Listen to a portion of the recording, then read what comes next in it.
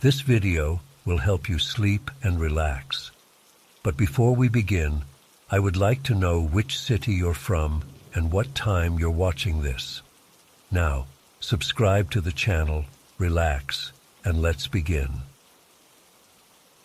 I still don't feel right talking about this. It's been 3 weeks and I've barely slept. Every time I close my eyes, I see it standing there. Every time it rains, I find an excuse not to drive. My boyfriend thinks I'm being dramatic, and maybe I am, but I know what I saw. It happened last month during that massive storm system that hit the East Coast. I was driving home from my sister's place in New Hope. For those who don't know the area, Bucks County has these winding back roads that cut through dense woods and farmland. Beautiful during the day, but at night, different story entirely. I should have left earlier. My sister kept insisting I stay for dinner, and by the time I headed out around 9:30, the weather had turned nasty. The rain was coming down in sheets, not your regular rain, but the kind that sounds like someone's throwing buckets of water at your windshield. I had my wipers going full speed, but they barely made a difference. About 20 minutes into my drive, I turned onto Route 32, a narrow 2-lane road that hugs the Delaware River. There were no streetlights, no other cars, nothing but my headlights cutting through the darkness and rain. The trees on either side of the road made it feel like I was driving through a tunnel. My radio kept cutting out because of the storm, so I turned it off. Just me and the sound of rain hammering the roof of my Honda. I was going maybe 35 mph, gripping the steering wheel so tight my knuckles were white. That's when I saw it. At first, I thought it was just a trick of the light, maybe my headlights reflecting off the rain in a weird way. But then it solidified. About 50 yards ahead, standing directly in my lane, was this figure. I still don't know how to describe it properly. It was tall, way too tall to be a person. Maybe 8 or 9 feet. But it wasn't a tree or a pole because I could see it had a shape, like shoulders and a head. I slowed down immediately, thinking it might be a deer on its hind legs or something, though even as I had that thought, I knew it wasn't right. Deer don't stand that tall, and this thing was just standing there, not moving, not running away from my approaching car.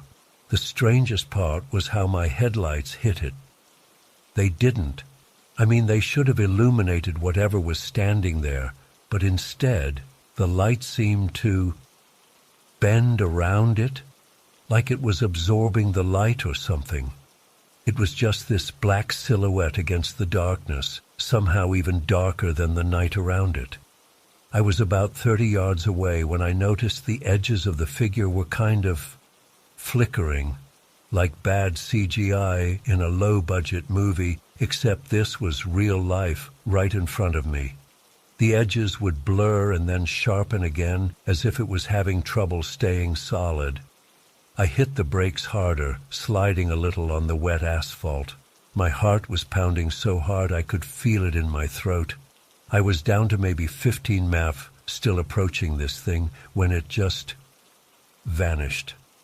Not like it ran away or moved aside.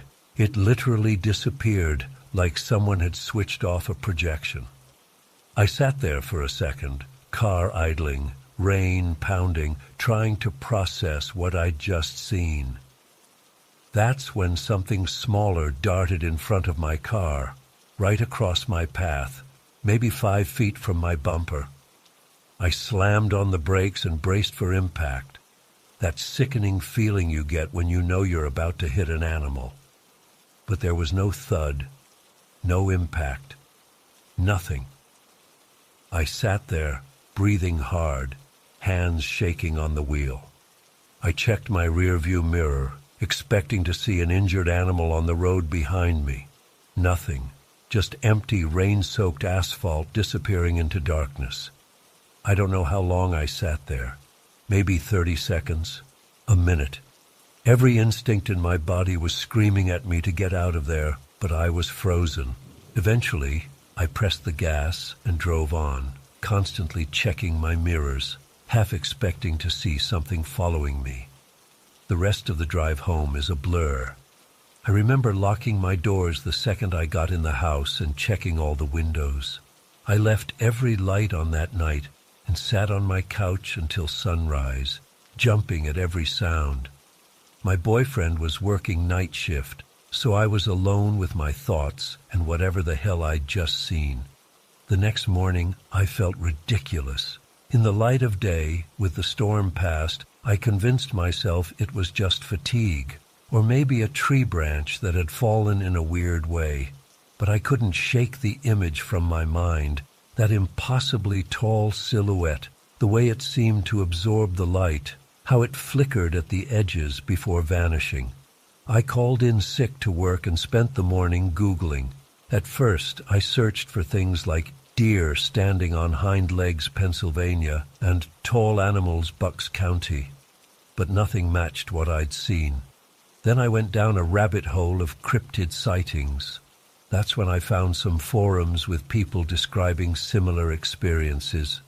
Entities that don't reflect light properly, unnaturally tall figures seen on rural roads at night.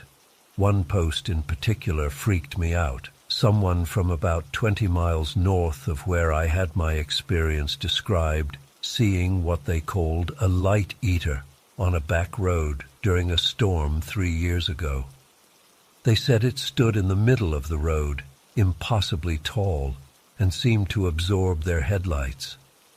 When they slowed down, it vanished, and something smaller crossed their path immediately after. I closed my laptop after that. Too many coincidences. Too much validation that what I saw wasn't just in my head. I spent the rest of the day jumping at shadows and checking outside my windows.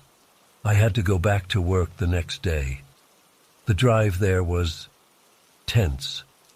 Even in broad daylight, I found myself scanning the tree line, looking for anything unusual. Every deer I passed, and there are a lot in Bucks County, made me flinch. Nothing happened on the way to work, which helped calm me down a bit. It was on the drive home, around 5:30 p.m., still daylight but starting to dim, when the second weird thing happened. I was on a quieter stretch of road, the kind with dense woods on both sides, when I spotted a deer at the edge of the trees.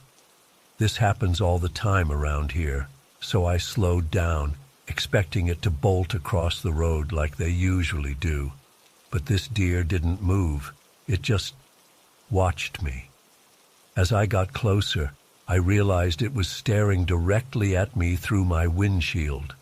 Not at my car, at me, like it recognized me specifically. I know how that sounds, but I swear this wasn't normal animal behavior. I've lived in Pennsylvania my whole life.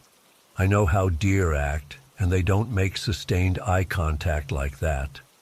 I slowed almost to a stop, and still, it just stood there, completely still, watching me. Its eyes didn't have that typical deer shine to them. They looked aware, intelligent, like there was something behind them that knew exactly who I was. Eventually, I had to keep driving. As I passed it, I watched in my side mirror, and I swear to God, it turned its head to follow me, still maintaining that eye contact until I rounded a bend in the road. By the time I got home, I was a wreck. I told my boyfriend what happened, both the night in the rain and the deer that seemed to recognize me. He tried to be supportive, but I could tell he thought I was overreacting. He said the tall figure was probably just a trick of the light during the storm, and the deer was just being a deer. But he didn't see its eyes. He didn't feel what I felt. That night, I ordered a dash cam online. I didn't tell my boyfriend. I knew he'd think I was being paranoid, but I needed some kind of evidence. If I ever saw that thing again, I wanted proof. The dash cam arrived 2 days later. I installed it immediately, feeling both ridiculous and justified. Part of me hoped I'd never capture anything on it. Another part of me desperately wanted validation that what I saw was real. For a few days, nothing happened. I started to relax a little, thinking maybe it was a one-time thing. Then the weather report announced another major storm system approaching. The same kind of relentless downpour as the night I saw the figure. I seriously considered calling in sick to avoid driving home in the rain, but I couldn't keep using sick days. So I went to work, watching the sky darken throughout the day, feeling my anxiety build with each passing hour. By 5 p.m., the rain had started, just a drizzle at first, but quickly building to the same intense downpour as before. I sat in my car in the parking lot for almost 20 minutes, trying to work up the courage to drive home.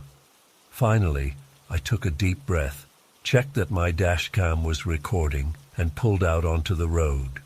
The first half of my commute was on main roads with plenty of other cars around. I felt okay there. Safety in numbers, I guess. But eventually, I had to turn onto the same back roads I'd taken the night of my encounter. The rain was coming down just as hard, the visibility just as poor. My wipers couldn't keep up, and my headlights barely cut through the curtain of water. I was about 5 miles from home when I noticed something odd in my rearview mirror. At first I thought it was headlights from a car behind me, but it wasn't quite right. The light was too diffuse, not focused like headlights, and it seemed to be moving oddly, not following the road exactly. I tried to get a better look, but the rain on my back window made it hard to see clearly. Whatever it was, it seemed to be getting closer. My heart started racing. I pressed the gas harder, pushing my Honda faster than was safe on the wet roads. The light in my mirror grew brighter.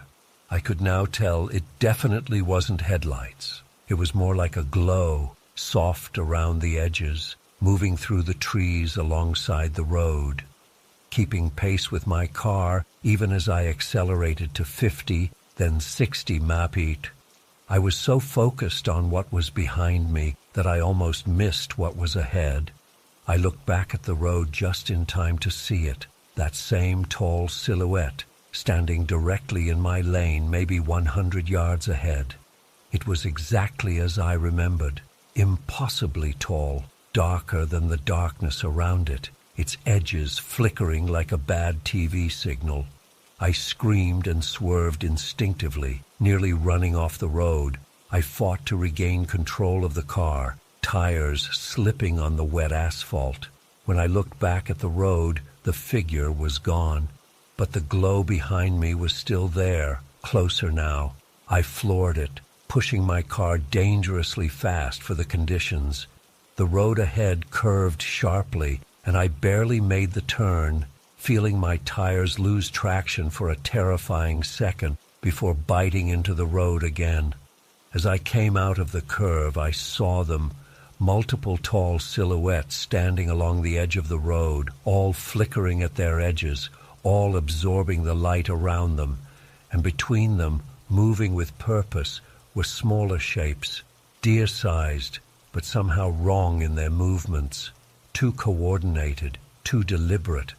I don't remember much of the rest of the drive. I just remember the absolute terror, the feeling that I was being herded, tested.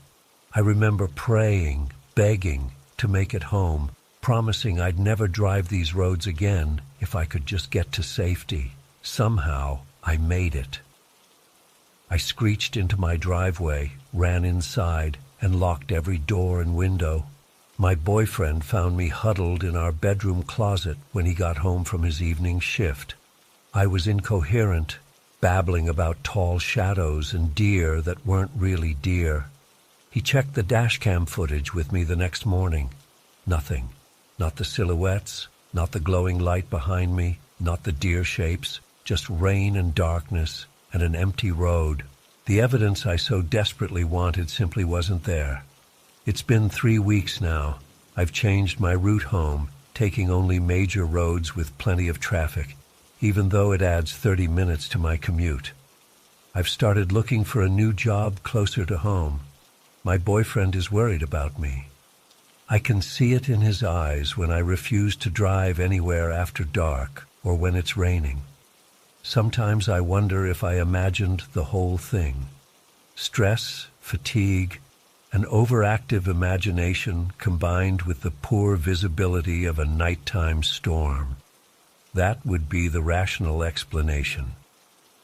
But then I remember the deer's eyes, the intelligence behind them, the recognition, and I know, deep down, that whatever I encountered on that rainy night in Bucks County was real.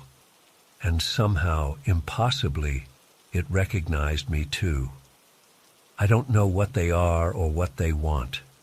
I don't know if they're watching me, waiting for me to drive those back roads again during another storm. All I know is that I won't be finding out. Some questions are better left unanswered.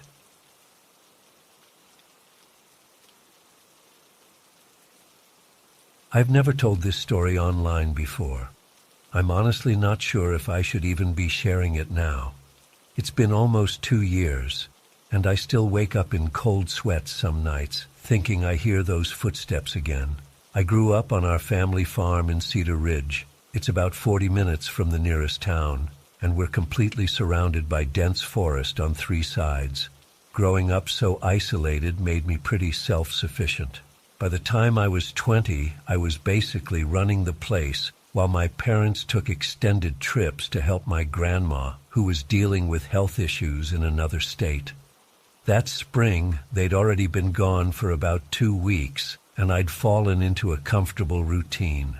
I'd always been a night owl, so I'd usually finish up the evening chores around 10 p.m., then kick back with some video games or Netflix until I crashed. Nothing felt off about that first night. It was a clear evening in late April, and I was just finishing up my rounds, making sure the chicken coop was locked and the cows were all settled in the pasture. I remember pausing by the south fence to enjoy how bright the stars were. Something you never appreciate until you've seen them without light pollution. That's when I noticed it. 2 spots of light hovering near the tree line. At first, I thought they were just fireflies, but they were too high off the ground, maybe 6 feet up. And they didn't move like fireflies. They were completely stationary, almost like eyes. I don't spook easily. When you grow up in the country, you get used to seeing deer eyes reflect in headlights and all kinds of wildlife around the property. But something about these lights made the hair on the back of my neck stand up. They were yellowish-green, spaced too far apart to be a deer, and way too high off the ground for any normal animal in our area. I stared for maybe 10 seconds before the lights suddenly vanished.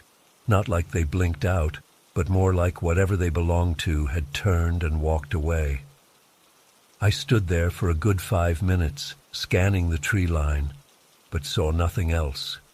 I told myself it was probably just some hiker with a weird headlamp who'd wandered onto our property by mistake.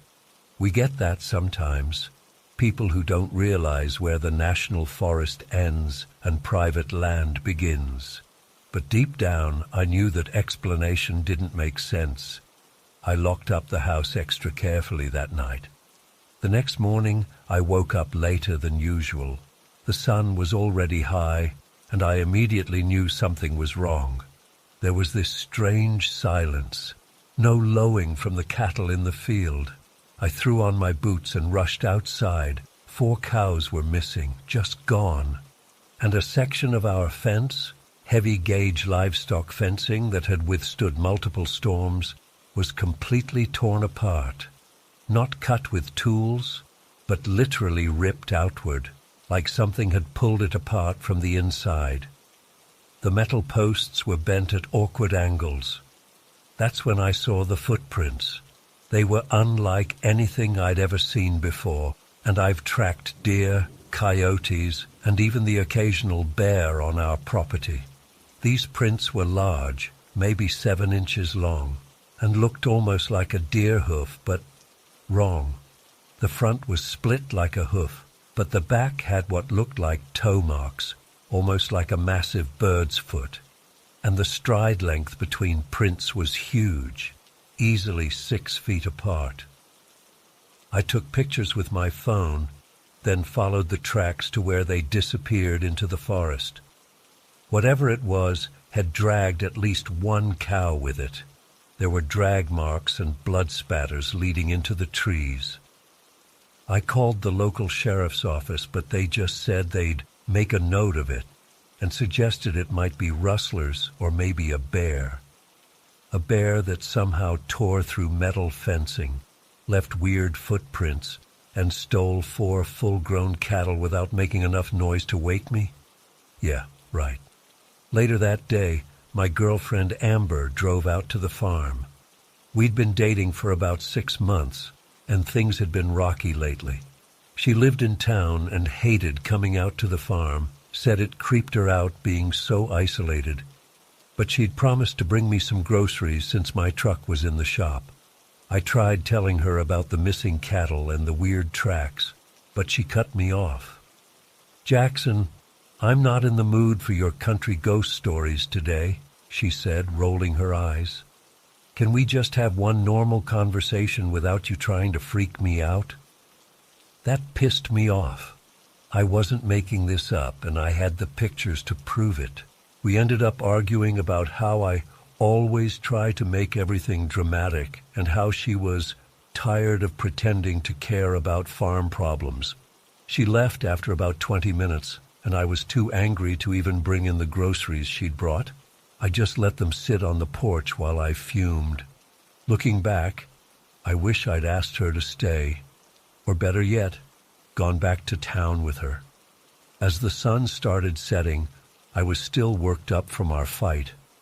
I decided to walk it off by checking the fence line again, this time with my rifle. Part of me wanted to find evidence that would prove to Amber I wasn't making this up. Stupid, I know. The sunset was almost gone when I reached the tree line. Something compelled me to go farther into the forest than I normally would have at that hour. I told myself I was just following the drag marks to see if I could find remains of the missing cattle. Maybe get some insurance money if I could prove they were killed by predators.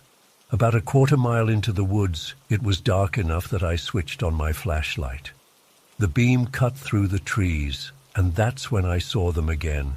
Those same yellowish-green reflections, like eyes catching my light. But this time they blinked. I froze. The eyes were about 30 yards ahead of me, and they were moving slowly, deliberately, like whatever owned them was stalking toward me. Then came a sound that turned my blood to ice, a low, rumbling growl that no animal native to these woods should be able to make. It was deep, almost guttural, but with a weird clicking undertone, like someone rapidly tapping teeth together. Every instinct in my body screamed at me to run. I backed up slowly at first, keeping my flashlight trained on those eyes.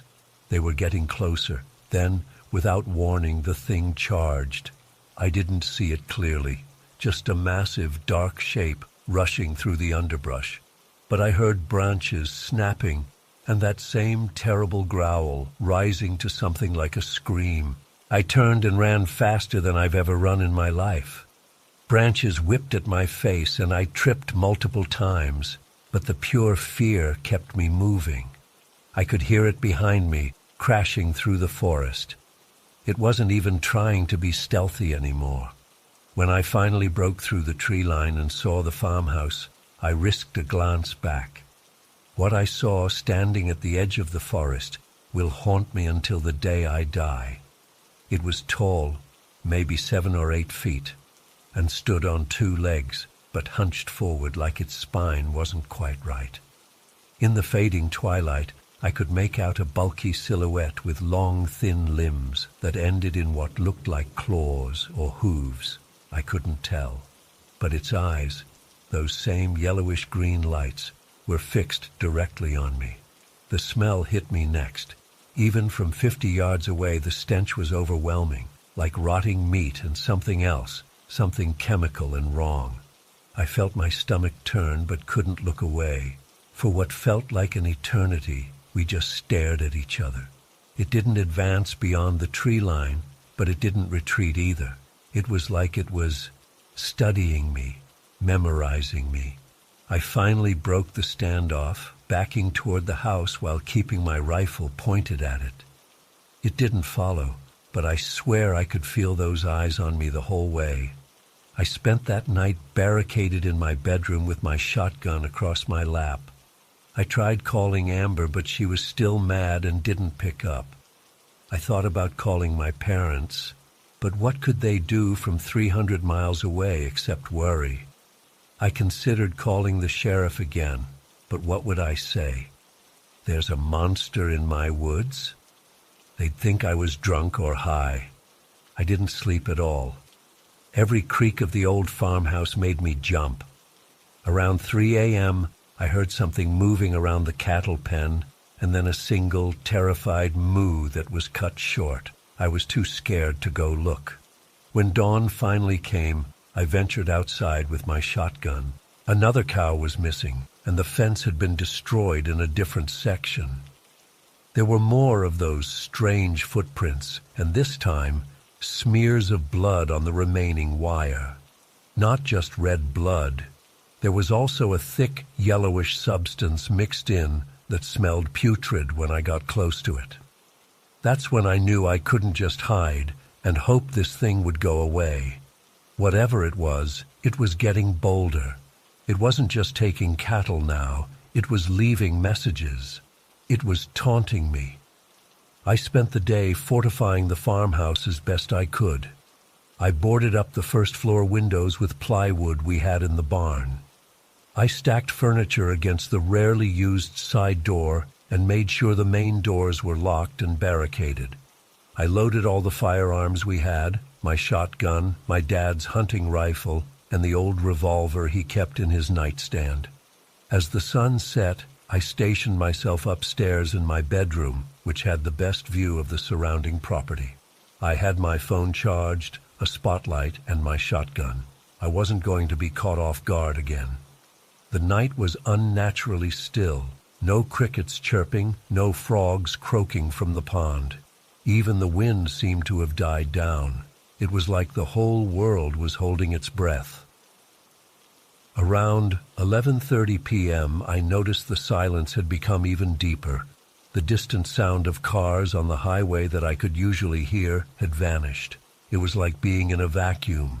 Then I heard it, soft footsteps circling the house. Heavy enough to make the gravel crunch, but measured and deliberate.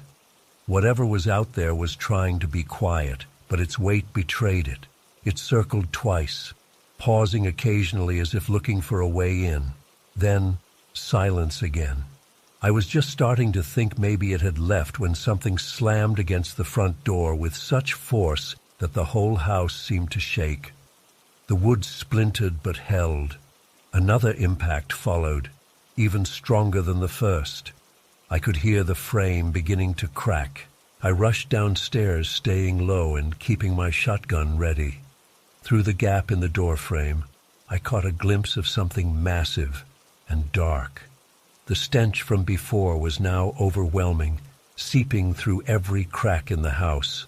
Glass shattered somewhere in the kitchen. It had broken a window despite the boards. I heard it climbing through, wood splintering as it forced its way in.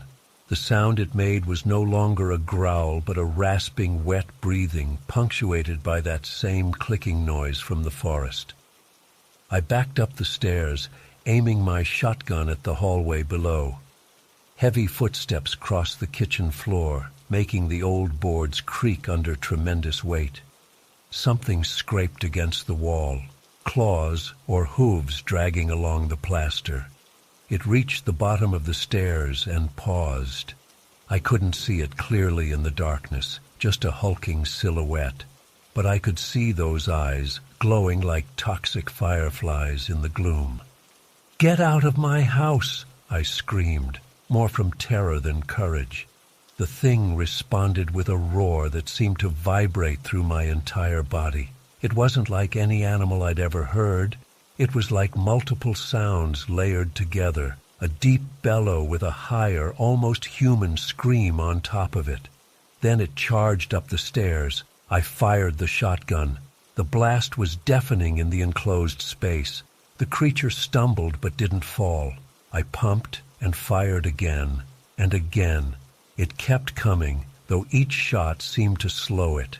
Dark liquid sprayed from its body with each impact, some red, some that yellowish stuff I'd seen on the fence. When it reached the top of the stairs, I got my first clear look at it in the beam of my dropped flashlight. God, I wish I hadn't.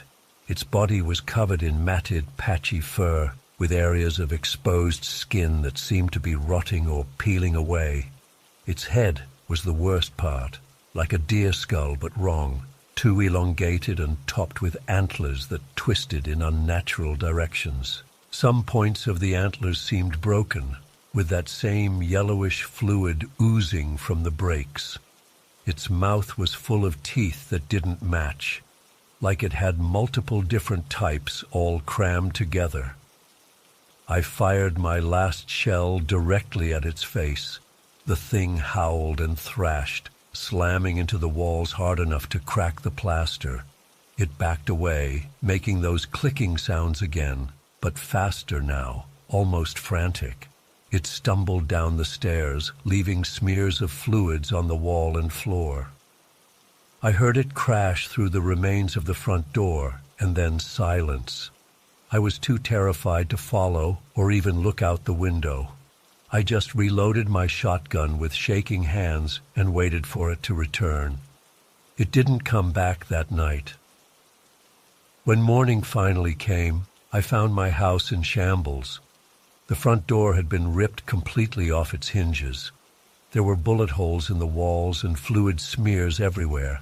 Red blood, yellow ooze, and something black that seemed to sizzle slightly when I got close to it. The trail led back to the forest, with more of those strange footprints and fluid droplets marking its path. I followed just far enough to make sure it had really gone into the woods, then retreated to the house. I called my parents that morning and made up a story about a break-in. They came home the next day, and we reported it to the police, who assumed it was vandals or thieves. I didn't tell them about the creature. How could I? We sold most of the cattle after that. I left for college that fall, earlier than I'd planned. I still check in with my parents every few days, asking casual questions about missing livestock or strange noises. They haven't reported anything unusual, but sometimes when I call late at night, I can hear that silence in the background, that unnatural, waiting silence, and I know deep in my gut that it's still out there, still watching our farm, still waiting. And the worst part? Sometimes, on windy nights, I swear I can smell that same putrid stench outside my dorm room window, even though I'm 200 miles away. Like it found me, like it followed me, like it's learning. I've sat on this for 3 years, constantly telling myself I'm overreacting or that my mind played tricks on me. But after seeing 3 separate news reports about missing hikers in Pinewood, I can't stay quiet anymore. Maybe writing this down will help me process what happened, or maybe it'll serve as a warning. Either way, here goes. Back in 2020, I was working as a counselor at Camp Evergreen, this summer camp for 10, 14-year-old kids in northwestern Oregon. The camp itself wasn't anything special, just your typical outdoor experience with cabins, a mess hall, and activities centered around a small lake. What made it unique was its location. Pinewood Forest is massive, and a lot of it isn't properly mapped because it's privately owned by logging companies who haven't bothered to develop most of it. I'd been a counselor there for 3 summers, mainly because the pay was decent, and I liked the other staff. That summer, there were 8 of us counselors, plus the camp director, handling about 40 kids. We had this tradition called Monster Night that happened midway through each 2-week session. Basically, counselors would take turns dressing up as monsters and hiding in the woods, while groups of kids, led by the remaining counselors, would go on a guided night hike with flashlights. The monsters would jump out and scare them. Nothing too intense, just enough to give them a thrill. That night started like any other monster night. We drew straws to see who'd be monsters, and I got picked along with Emma and Darius. We grabbed our costumes from the supply shed. I chose this lame werewolf mask with patchy fur and some gloves with plastic claws. Emma went with a ghost thing, and Darius picked some kind of zombie get-up. We split up to cover different parts of the trail, with me taking the furthest section near what we called the Hollow, which was just this clearing about half a mile from the main camp. The weather was perfect for it. No rain, but cloudy enough that there wasn't much moonlight. I positioned myself behind this fallen tree at the edge of the clearing, planning to jump out when I heard kids approaching. I turned off my flashlight to stay hidden and settled in to wait. That's when I noticed something wasn't right. At first, it was just a feeling of being watched. The forest was quieter than it should have been. No crickets, no rustling leaves, just dead silence. I kept telling myself I was being paranoid, that I was just psyching myself out because of the whole monster vibe. But then I caught movement out of the corner of my eye. About 30 yards away between 2 pine trees, something dark shifted. It was just a glimpse, there and gone. I figured it was probably Darius trying to mess with me. So I called out in a low voice, "Dude, stick to your section." No response. I switched my flashlight on and pointed it at the spot, but there was nothing there. I scanned the tree line but didn't see anything unusual. Turning the light off again, I tried to refocus on my hiding spot, but a minute later, I saw it again. A shadow moving between trees, closer this time, maybe 20 yards away. My heart started beating faster. I flicked on my flashlight again, sweeping it across the woods. Nothing, just trees and undergrowth. "Hello?" I called out, loud enough that if it was one of the other counselors, they'd definitely hear me. Still nothing. I was starting to get seriously uneasy. I checked my watch. The first group of kids wouldn't reach my section for at least another 15 minutes. I decided to do a quick sweep of the area just to settle my nerves. As I stood up, I heard a soft thudding sound from the other side of the clearing. Thud, thud, thud, rhythmic, like something hitting wood. I pointed my flashlight in that direction, but couldn't see the source. I took a few steps forward, and that's when I spotted it. Near a massive old pine tree at the far edge of the clearing stood a figure. At first glance, I thought it might be Emma or Darius playing a trick. But as I adjusted my flashlight, I realized this wasn't anyone I knew. The figure was about my height, but hunched forward. It had what looked like a dirty burlap sack covering its torso, stained dark in patches. Where its head should have been, there were plastic shopping bags wrapped around repeatedly, like a makeshift hood or mask. Its arms and legs were visible, caked in dried mud that made them look almost bark-like in the flashlight beam. And it was repeatedly tapping its forehead against the tree trunk. Thud, thud, thud. I froze completely. This wasn't part of Monster Night. None of our costumes looked anything like this, and the way it was moving, that mechanical tapping, made my skin crawl. "Hey!" I shouted, trying to sound authoritative instead of terrified. "Who are you? This is private property." The tapping stopped. The figure went completely still. Then, with a jerky movement that didn't look right, it turned its head toward me. The plastic bags crinkled with the motion. It took one deliberate step in my direction. I didn't wait to see what happened next. Every instinct screamed danger, and I ran. I sprinted straight back toward camp, not caring about the branches whipping my face or the roots threatening to trip me. I just ran. At one point I glanced back and thought I saw movement in the trees behind me, but I couldn't be sure. I didn't stop to check. I burst into the counselor cabin, gasping for breath. Mike and Jessica were there prepping the kids for the night hike, and they both jumped when I came crashing in. "Dude, what happened to you?" Mike asked, staring at my face. I touched my cheek and realized I was bleeding from a branch scratch. I tried to explain, stumbling over my words. "There's someone out there, not one of us, wearing like a burlap sack and plastic bags, tapping their head against a tree." Jessica immediately went into responsible mode. Wait, are you saying there's a stranger in the woods, near the kids' hiking trail?" "Yes, by the hollow. They moved like wrong, not normal." Mike looked skeptical. "Could it have been Darius or Emma trying to scare you?" "No way. This was nothing like our costumes, and they were covered in dried mud like caked on their skin." Jessica called for the camp director while Mike radioed Darius and Emma to come back to camp. When they arrived a few minutes later, it was obvious from their appearance that neither could have been the figure I saw.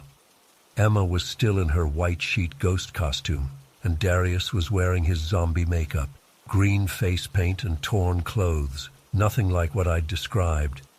The camp director, Keith, decided we should cancel Monster Night and keep all the kids in the mess hall for a movie night instead. He and Mike took flashlights and walked the perimeter of camp, but found nothing suspicious. When they returned, Keith suggested it might have been a homeless person camping in the woods, or maybe even another counselor from a different camp trying to pull a prank. I knew it wasn't either of those things. Whatever I saw felt wrong in a way I couldn't fully explain. That night, I barely slept. Every noise outside the cabin made me tense up. I kept seeing that figure in my mind, the jerky way it moved, the dirty burlap, those plastic bags wrapped around its head. The next morning I pulled Jessica aside. She was the most level-headed person on staff, and I knew she wouldn't blow me off. I told her I wanted to go back to the hollow to check something out, but didn't want to go alone. She agreed to come with me. We waited until the kids were all busy with morning activities, then slipped away with the excuse of checking trail markers. We brought walkie-talkies and a camping hatchet, just in case. The walk to the hollow felt much longer in daylight, each step making my stomach knot tighter. When we reached the clearing, everything looked normal at first. Birds were chirping, sunlight filtered through the trees. It was hard to imagine the creeping dread I'd felt the night before, but I knew what I'd seen. "It was over there," I said, pointing to the large pine tree on the far side. "That's where it was standing." Jessica followed me across the clearing. As we got closer to the tree, I noticed something odd about the bark at about eye level. There were marks on it, indentations that looked fresh. "Look at this," I said, running my fingers over the damaged bark. "This is where it was hitting its head." Jessica frowned. Could have been a woodpecker or something. "Woodpeckers don't make marks like this," I insisted. We examined the area around the tree, looking for footprints or any other signs. I was about to give up when Jessica gasped. "Tyler," she said, her voice tight. "Look up." I followed her gaze up the trunk of the tree, and that's when I saw it. About 7 feet off the ground, nailed to the tree, was a rabbit. Not a whole rabbit, a skinned one, its pale pink flesh exposed to the air, rotting. It had been there for at least a day or two. The fur was gone except for patches on its paws, and its eyes were open, glassy and vacant. My stomach lurched. What the fuck? Jessica took a step back. We need to tell Keith and maybe call the police. We reported everything to Keith when we got back. He called the local sheriff's department and a deputy came out that afternoon. The deputy listened to my story, took some notes, then went with Keith to check out the tree. When they returned, the deputy's explanation was that it was probably just teenagers playing a gross prank. He said they sometimes got reports of dead animals being left in the woods, usually by local kids trying to be edgy. But what about the person I saw? I pressed. The deputy shrugged. Could have been someone in a costume trying to scare you. These woods attract all types. I wanted to argue more, but I could tell he wasn't taking it seriously. Keith suggested we move the kids' activities to the lakeside of camp for the rest of the week, just to be safe. We didn't tell the kids what happened, no need to scare them, but all the counselors were on high alert. For the remaining 3 days of camp, I couldn't shake the feeling of being watched. I caught myself constantly scanning the tree line, expecting to see that figure standing there. At night, I'd wake up at every little sound. The other counselors, except Jessica, started treating me like I was paranoid. I overheard Darius joking that I'd gone full Blair Witch, but Jessica believed me. The night before we were set to leave, she confided that she'd been hearing strange noises coming from the woods at night, not animal sounds, but something else she couldn't quite place. Like plastic crinkling, she said quietly, and sometimes tapping. On our final day, as we loaded the kids onto buses, I felt an overwhelming sense of relief. I couldn't wait to get back to the city, away from Pinewood Forest and whatever lurked in its depths. As our caravan pulled away from camp, I looked out the window at the dense wall of trees.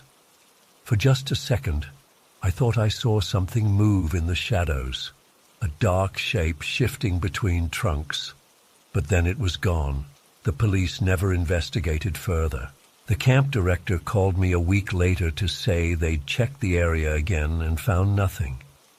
The dead rabbit was gone, and there were no other signs of disturbance. He suggested maybe I'd been more stressed than I realized and had blown things out of proportion. But I know what I saw. I know that whatever was in those woods wasn't human, at least not entirely. The way it moved, that deliberate step toward me, the grotesque display with the rabbit, it all points to something darker than a homeless person or prankster. I've avoided camping since then. I turned down invitations to hikes. I've even had nightmares where I'm back in that clearing. But this time when the figure takes a step toward me, I can't move. I'm frozen in place as it comes closer, the plastic bags crinkling with each jerky step. 3 weeks ago, I saw a news report about hikers going missing in Pinewood Forest. Then another one last week, and a third just yesterday. The reports mention personal belongings found scattered through the woods, but no signs of the hikers themselves. The police are blaming it on people getting lost, maybe falling into ravines or succumbing to exposure. But I know better. Whatever I encountered that night is still out there, in those unmapped sections of forest. And it's getting bolder. I've thought about contacting the authorities again, but what would I say? That I saw some mud-covered person with a bag on their head 3 years ago, and I think they're kidnapping hikers now? They'd think I was crazy. So I'm writing this down instead, putting it out there as a warning. If you're planning a trip to Pinewood Forest, especially the western section near Camp Evergreen, please reconsider. And if you do go, and you hear a rhythmic tapping sound in the woods at night, run. Don't look back. Don't try to investigate. Just run. Because I still don't know what would have happened if that thing had reached me. And I hope I never find out.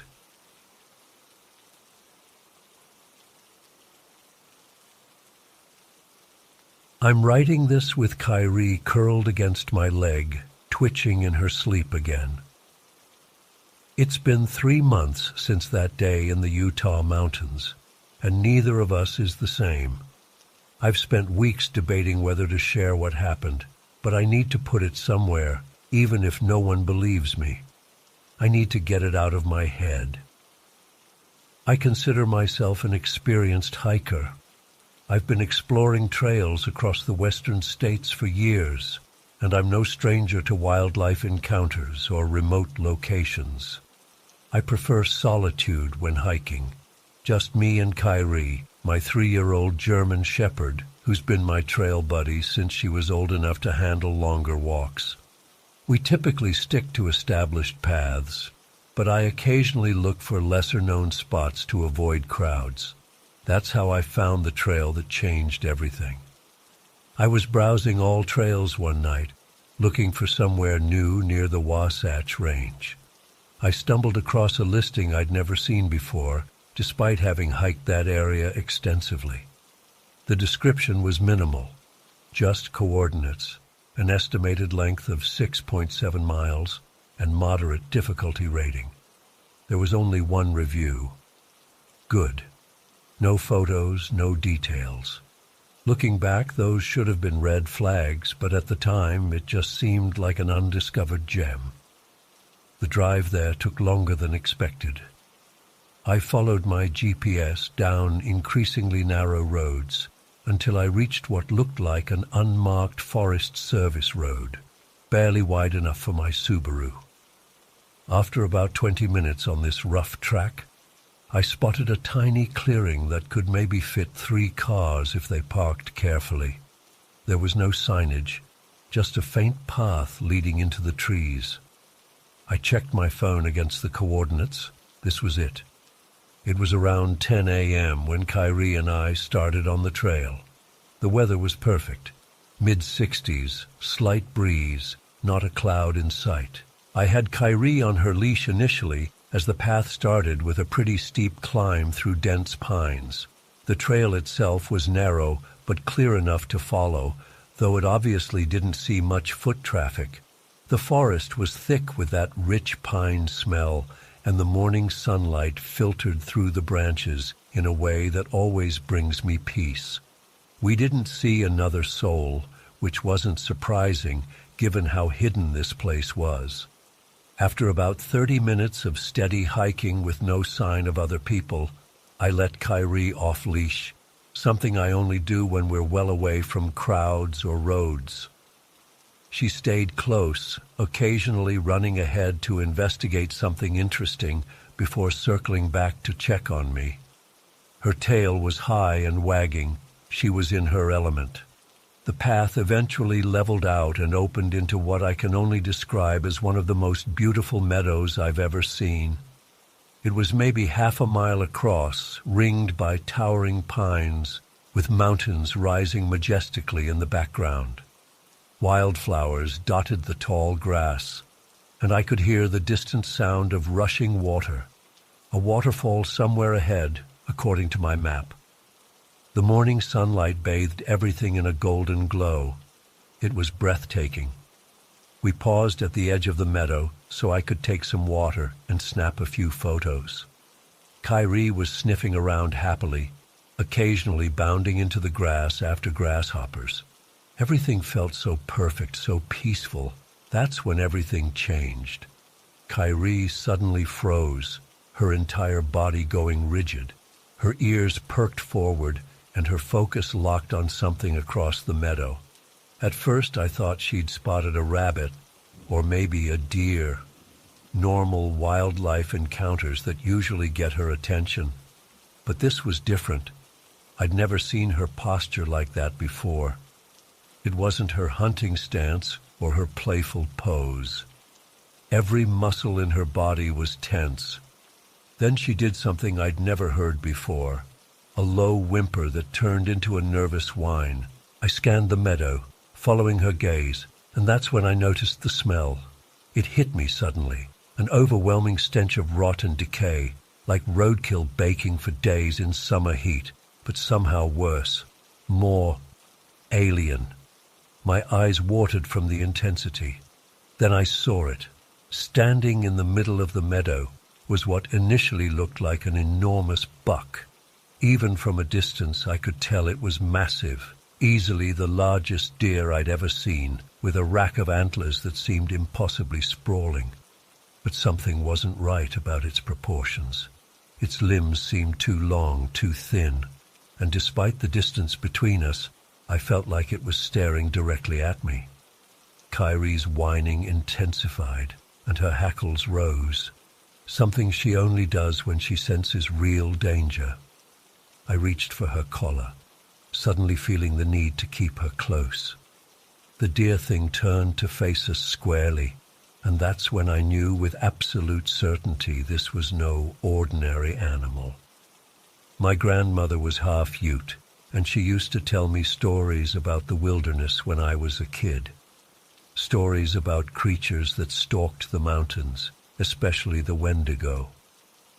I'd always thought they were just tales meant to keep children from wandering too far into the woods. In that moment, every story she'd told me came flooding back. The creature stood on its hind legs.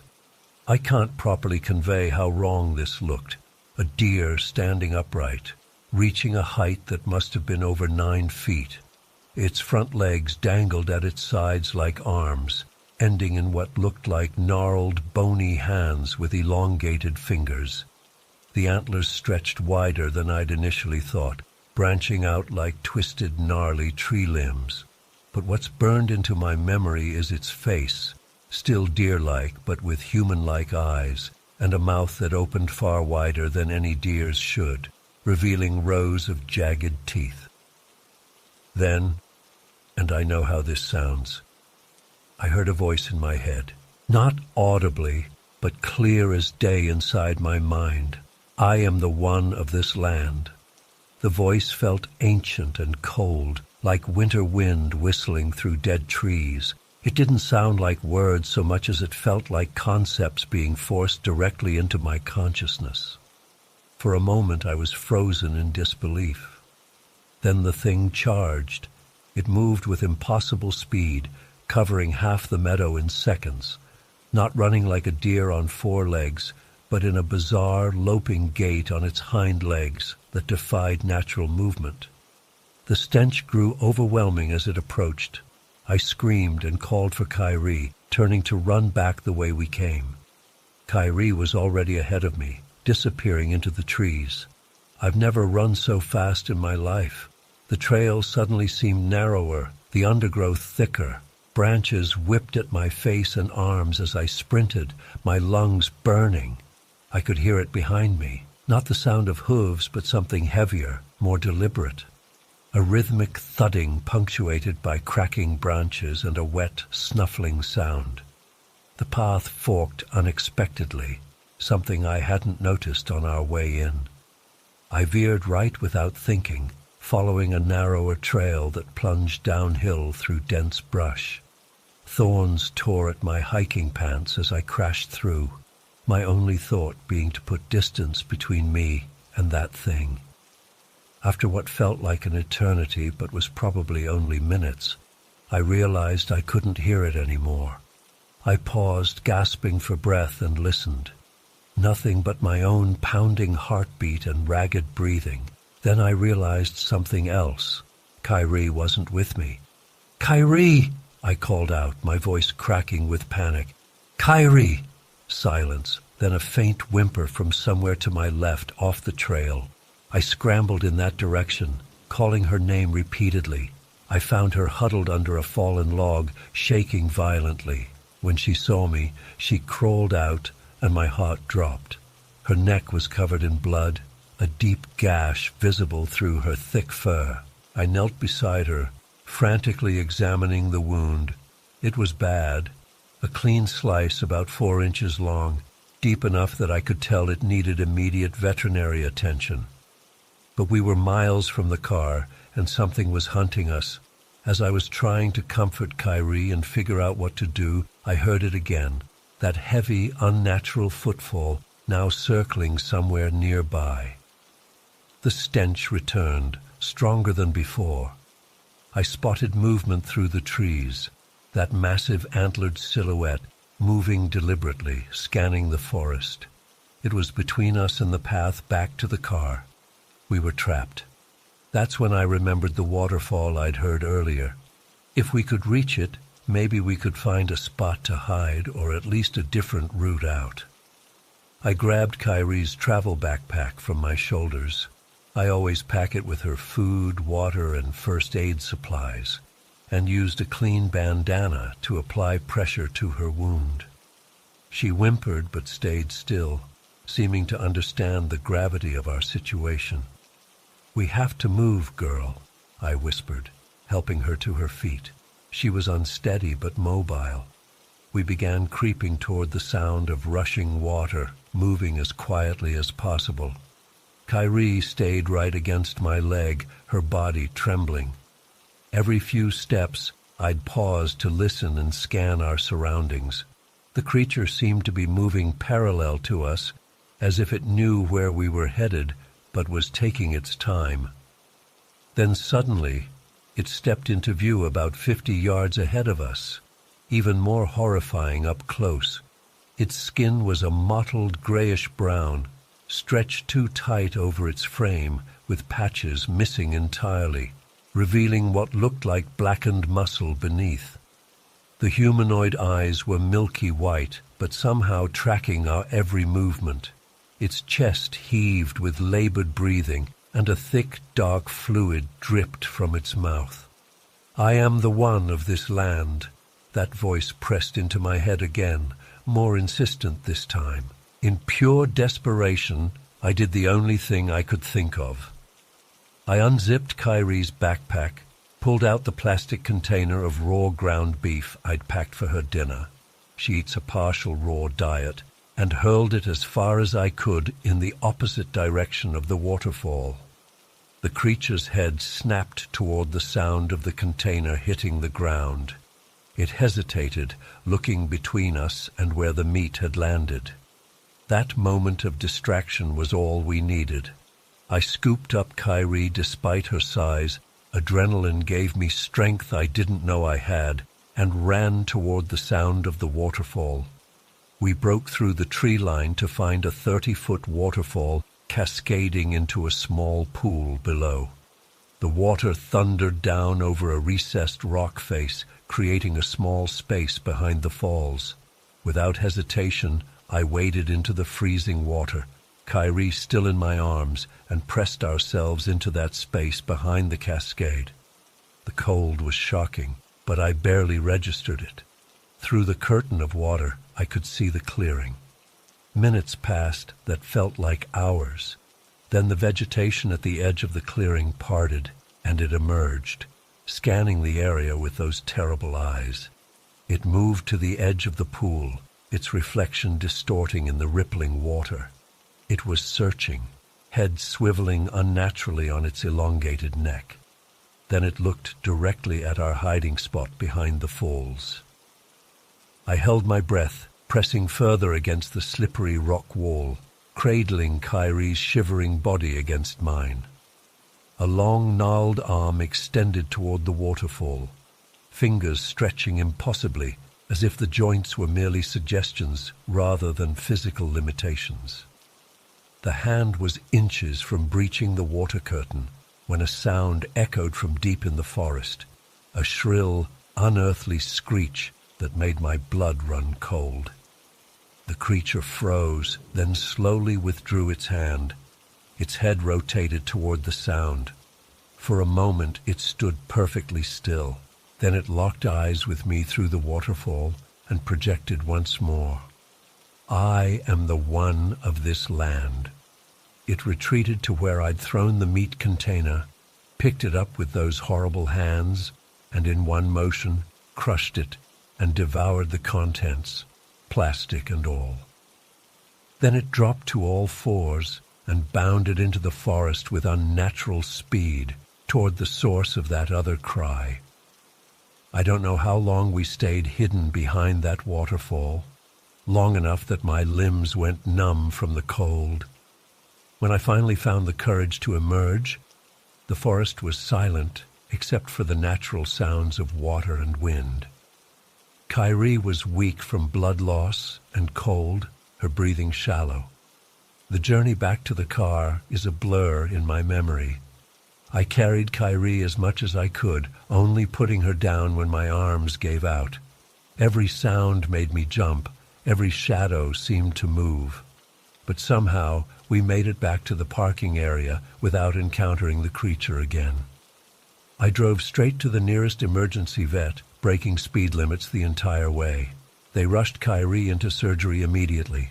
The vet later told me the wound was unlike anything she'd seen before, clean-edged but deep, as if made by a single, incredibly sharp claw or tooth. They actually found something embedded in the wound, what looked like a broken tooth fragment, about 4 inches long, curved and serrated. The vet suggested it might be from a bear, though she admitted she'd never seen a bear tooth quite like it. Kyrie survived, thank God. She needed over 50 stitches and lost a lot of blood, but she's resilient. The physical wounds have healed now, but the psychological ones remain. She refuses to go into the woods anymore. She sleeps pressed against me every night, often waking with those same whimpering sounds she made in the meadow. As for me, I've been diagnosed with PTSD. I have nightmares almost nightly, that voice echoing in my head, those milky eyes staring at me through the waterfall. I've tried researching what we encountered, scouring both scientific resources and Native American folklore.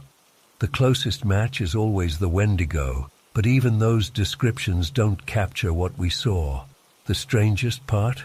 When I went to write a warning review on all trails the next day, the listing was gone, completely vanished. I've tried searching by the coordinates, by nearby landmarks, by anything I can remember, but it's as if that trail never existed. I don't hike alone anymore.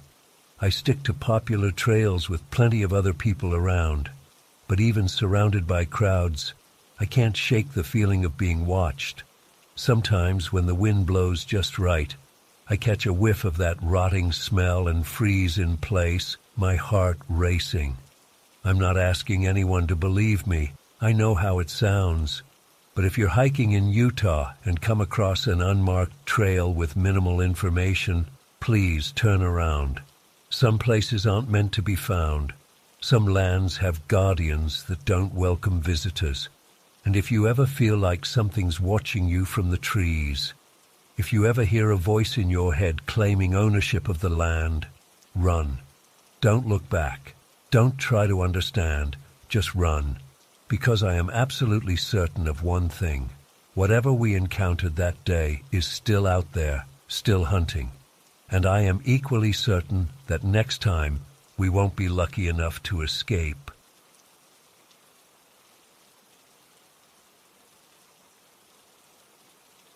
I've been an avid hiker and camper all my life. My parents took me on my first camping trip when I was just 4 years old, and I've been hooked ever since.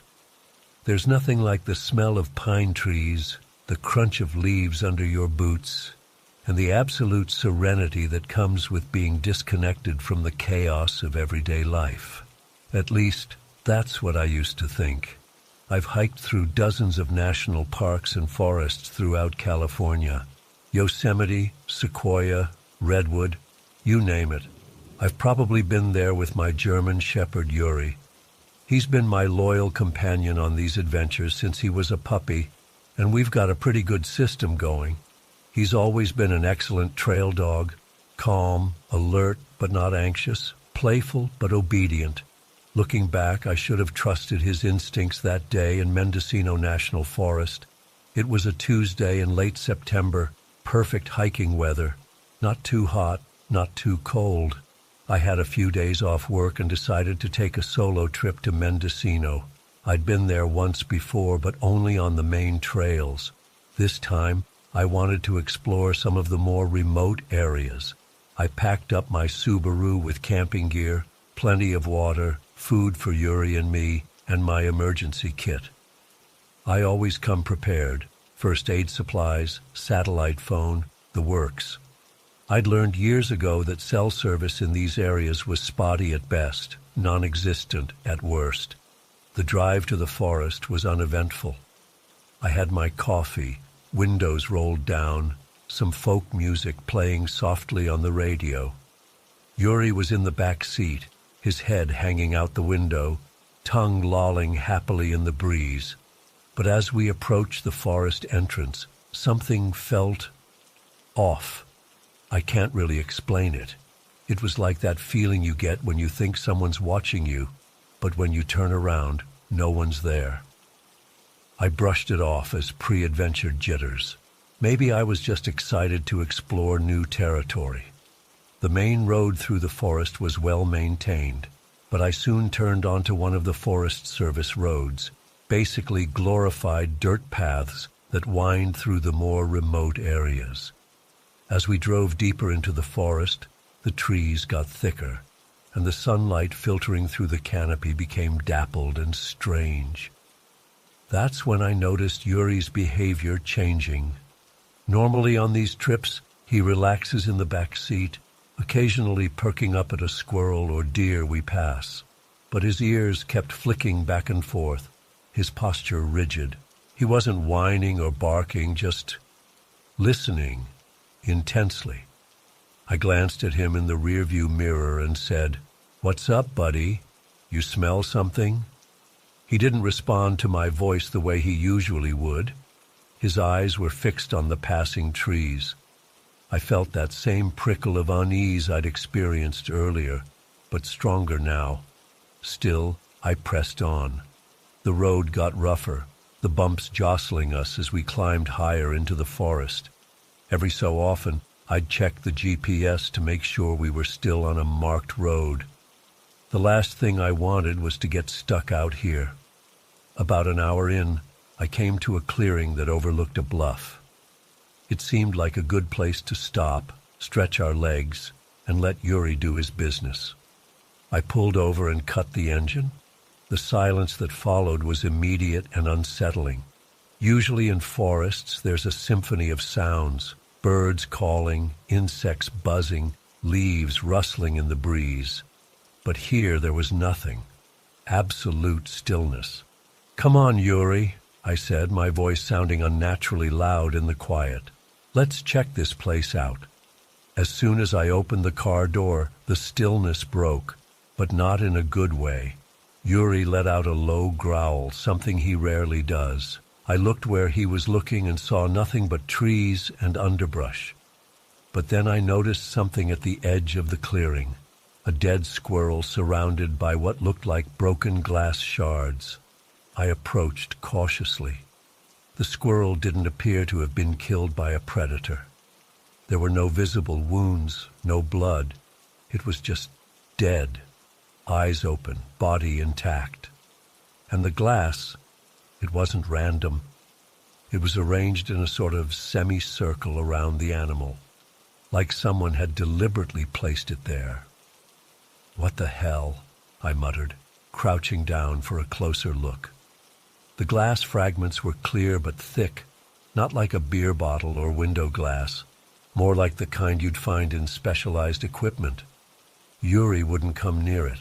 He stood about 10 feet away, hackles raised, that continuous low growl emanating from his throat.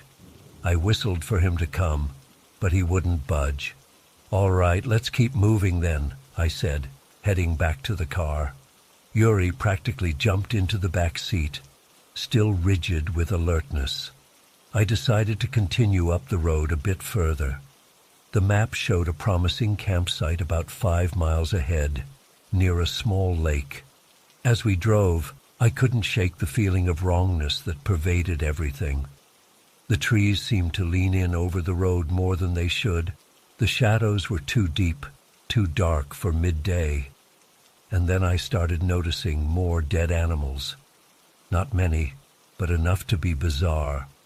A robin on the side of the road, a raccoon that, like the squirrel, showed no signs of trauma, just empty, staring eyes. I slowed the car to look at one, a rabbit, and felt my stomach turn. Its position was too symmetrical, too arranged, like it had been placed there. I was about halfway to the supposed campsite when I heard it. Voices, male voices, arguing in hushed tones. I couldn't make out the words, but the sound was unmistakable. I stopped the car and rolled down the windows, straining to listen. They seemed to be coming from somewhere to the right of the road, deep among the trees, but I couldn't see anyone. "Hello?" I called out. "Is someone there?" The voices stopped immediately. The silence that followed was so profound it made my ears ring. Yuri was now standing on the back seat, staring intently in the direction the voices had come from, a continuous, almost inaudible whine escaping him. I should have turned around right then. Everything in me was screaming to go back. But curiosity, that damned human trait, pushed me forward. I wanted to know what was happening in this forest, who those voices belonged to, what was killing these animals. I drove another mile or so until I came to another clearing, this one smaller and surrounded by towering pines. I parked and sat for a moment, gathering my courage. Yuri was now alternating between growling and whining, clearly distressed. I reached back to pet him reassuringly, but my hand was trembling. "It's okay, boy," I lied. "We're just going to take a quick look around and then head back." I got out, leaving Yuri in the car this time. He didn't protest, which was unusual. Normally he'd be pawing at the window, eager to explore, but he seemed relieved to stay put. The clearing had a strange quality to it. The grass was flattened in a circular pattern, as if something heavy had been placed there and then removed. And at the center was a pile of bones, not scattered like you'd expect in nature, but stacked neatly, bleached white, as if they'd been there for years, but arranged so deliberately they had to have been placed recently. I approached slowly, my heart hammering against my ribs. They appeared to be small animal bones, rodents, birds, maybe a fox or two, all clean of flesh, all stacked in this bizarre tower that rose about 2 feet high. Some of the bones had markings on them, not scratches from predators, but deliberate patterns, lines, circles, shapes I didn't recognize. And then the voices started again. Closer this time, right behind me it seemed. But when I spun around, there was nothing but trees. The voices were arguing more intensely now, though still too muffled for me to catch actual words. They sounded angry, urgent. That's when I saw it. A face peering at me from behind a tree about 30 yards away. Pale, almost white, with features that seemed slightly wrong somehow. The eyes were too large, the mouth too wide. It disappeared as soon as I spotted it, ducking behind the trunk with inhuman quickness. I ran back to the car, fumbling with my keys, my breath coming in short gasps. Yuri was now barking frantically, lunging against the window toward where I'd seen the face. I finally got the door open and threw myself inside, locking it immediately. "Did you see that?" I gasped, as if Yuri could answer. His barking confirmed that he had indeed seen something. I started the car with shaking hands and performed a hasty 3-point turn, nearly backing into a tree in my panic. As I accelerated down the dirt road, I swear I heard laughter, high-pitched and eerie, following us. The drive back seemed to take forever. Every shadow among the trees looked like a figure running alongside us. Every random sound the car made over the bumpy road sounded like voices. Yuri never stopped growling, his eyes fixed on the passing forest. When we finally reached the main road, I felt a rush of relief so intense it made me dizzy. I pulled over at the first safe spot and sat there, trying to process what had happened. What had I seen? Who had been arguing in the forest? What was with all those dead animals and that bizarre bone pile? I should have left right then, driven straight home and never looked back. But I didn't. I convinced myself there had to be a logical explanation. Maybe it was poachers or drug manufacturers with a lab deep in the woods. Maybe the pale face was just some hiker with a skin condition. Maybe the bone pile was some weird art installation. So I drove to the nearest town, found a motel, and checked in for the night. I felt safer surrounded by civilization, lights, and people. I took Yuri for a walk, fed him extra treats for being such a good boy, and tried to calm my racing mind. I told myself I'd go back in the morning, just a quick scouting trip to satisfy my curiosity, and then leave for good. That night, I barely slept. Every time I closed my eyes, I saw that pale face watching me from behind the tree. I dreamed of bones stacked in impossible towers, reaching toward the sky. Morning came too soon, and not soon enough. I got up, showered, and packed my day bag, water, snacks, first aid kit, and my hunting knife. I wasn't a hunter, but I always carried it for emergencies. Today, I was glad for its weight on my belt.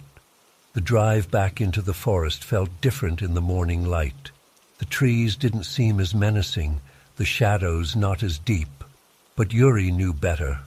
He sat rigid in the back seat, his anxiety palpable. "Just a quick look," I promised him. "Then we're out of here for good." I decided to park at a different spot this time, a small turnout about a half-mile from where I'd seen the bone pile the day before. I figured I'd approach on foot, scope things out, and leave before anyone or anything knew I was there. Yuri was reluctant to get out of the car this time, but he wouldn't let me go alone either.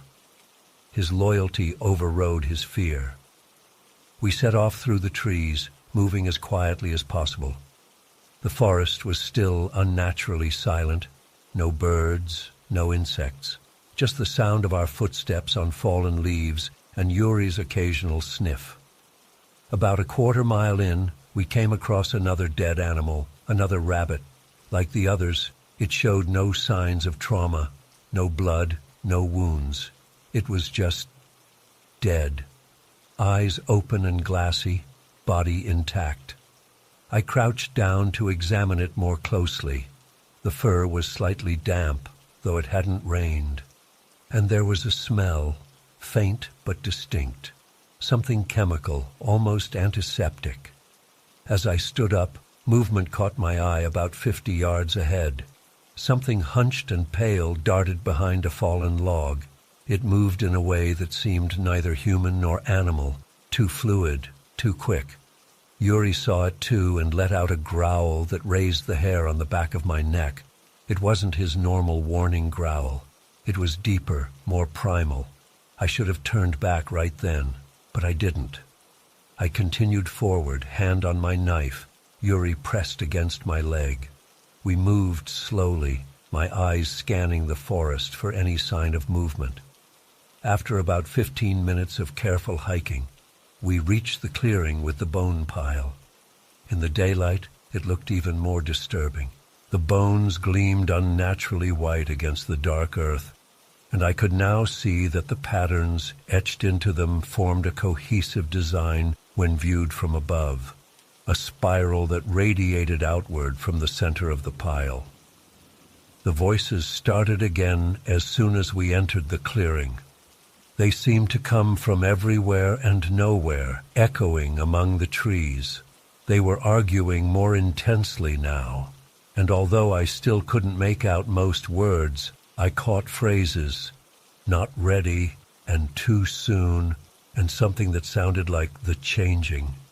Yuri's growl deepened, his body coiled as if ready to spring. I followed his gaze and saw it again, that pale face watching from between two tall pines about 40 yards away. But this time, it didn't duck away. It stared, unblinking, its two large eyes fixed on mine. And slowly, deliberately, its mouth stretched into a smile that was far too wide for any human face. That's when Yuri made a sound I'd never heard before, a guttural, almost roaring snarl that seemed to come from something twice his size. He lurched forward, but I grabbed his collar, terrified of what might happen if he reached that thing. "No, Yuri," I yelled. "Stay." The face disappeared again, but not before I saw others joining it. More pale faces emerging from behind trees, all with the same two wide mouths and oversized eyes. 5, 6, 7 of them, materializing like ghosts from the forest. I ran.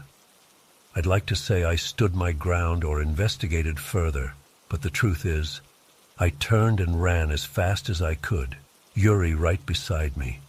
We crashed through the underbrush, branches whipping at my face, roots trying to trip me. I could hear movement behind us, quick, light footsteps that gained on us with unnatural speed.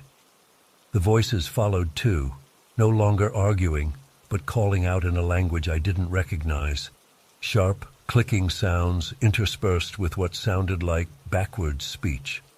I've never run so fast in my life. My lungs burned, my legs ached, but fear pushed me forward.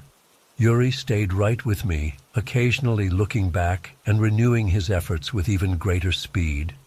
When we finally broke through the trees to where I'd parked the car, I was sobbing with relief. I fumbled with the keys, dropped them, snatched them up again with trembling fingers. All the while, I could hear those footsteps getting closer, those voices growing louder. We made it into the car just as something hit the back window with a dull thud. I didn't look to see what it was. I started the engine and floored it, the tires spinning on the dirt road before finally catching. As we sped away, I glanced in the rearview mirror and immediately wished I hadn't. Standing in the middle of the road, growing smaller as we raced away, was a group of figures. Tall, thin, with limbs that seemed too long for their bodies. Their skin wasn't just pale, it was translucent, revealing shadowy outlines of what lay beneath. And they were all smiling those impossible too wide smiles.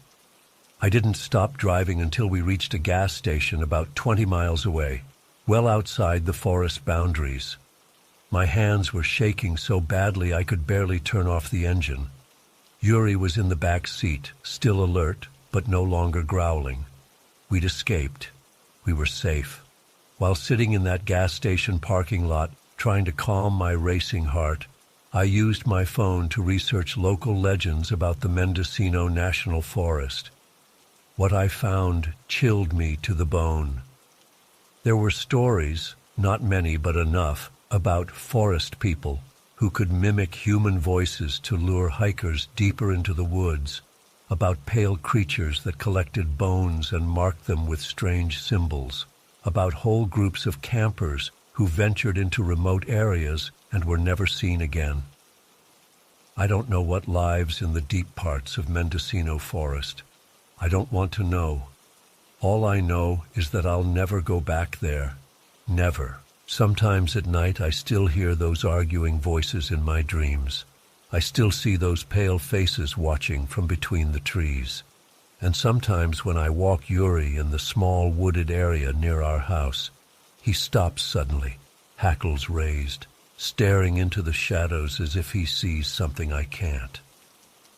Whatever's in that forest is still there, watching and waiting for unwary travelers to venture too far from safety. And if you're reading this and thinking about exploring the remote areas of Mendocino, please take my advice. Stay on the main trails. Don't investigate strange sounds. And if the forest falls unnaturally silent around you, turn back immediately. Because something is watching in Mendocino. And I don't think it's human. Not anymore.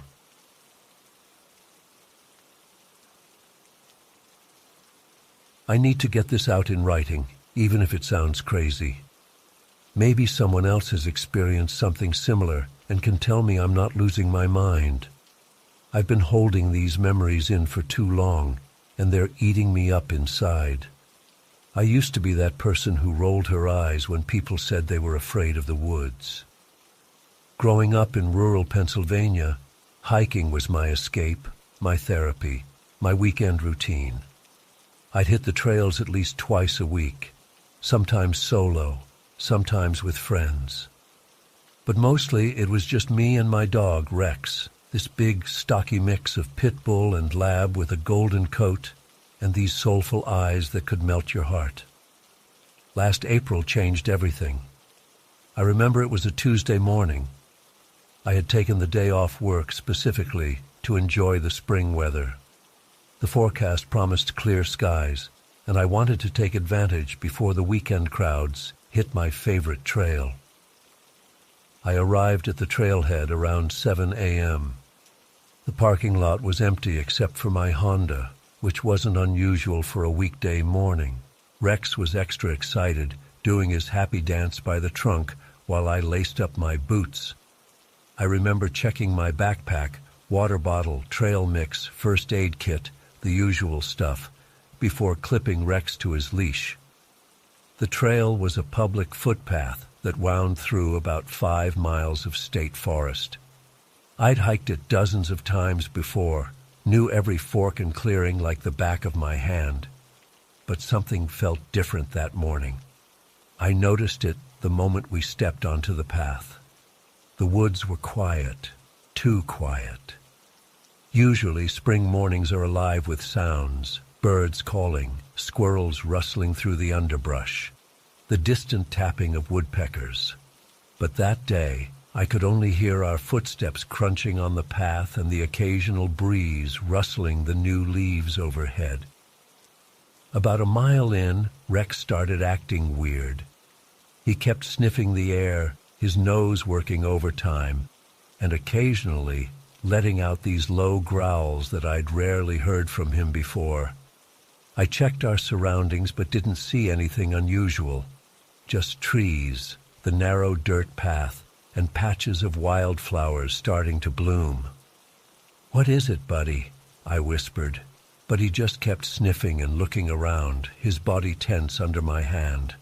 We continued walking, but Rex's behavior made me uneasy. I found myself scanning the trees more carefully, listening harder for anything out of place.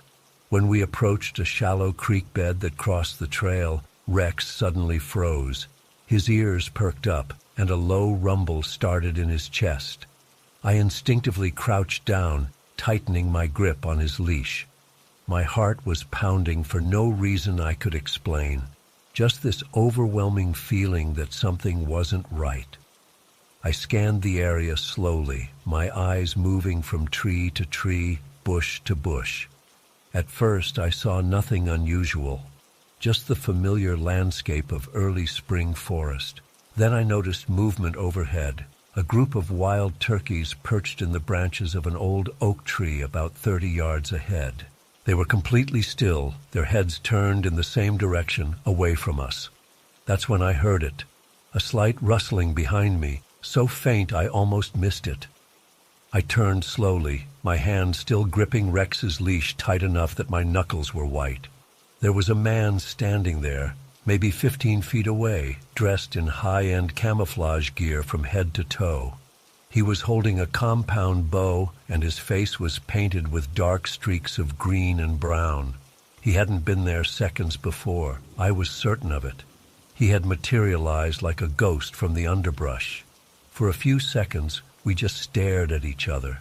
He looked first at the turkeys, then back at me and Rex with undisguised annoyance. I realized immediately what had happened. He was hunting, probably illegally, since I was pretty sure it wasn't turkey season yet, and we had just walked right into his setup. I expected him to say something, to curse at us for ruining his hunt, to ask what the hell we were doing there, anything. But he didn't make a sound. He just kept staring, his eyes cold and calculating. Then, without a word, he took a step backward, then another and another. With each step, he seemed to blend more into the foliage behind him until within seconds he had completely disappeared back into the underbrush. I didn't hear a single twig snap or leaf rustle as he went. He just vanished. I stood there for what felt like minutes, my pulse racing, Rex still growling softly beside me. The turkeys remained frozen in the tree. That's when it hit me. I had sensed this man's presence before I ever saw him. Something in my brain had picked up that we weren't alone, had registered danger before I could consciously identify it. It was like some primitive part of my brain had clicked on, an internal alarm system I didn't know I had. I turned around and headed back the way we came, walking quickly but trying not to run. Rex seemed relieved to be leaving. I kept looking over my shoulder, but there was no sign of the hunter.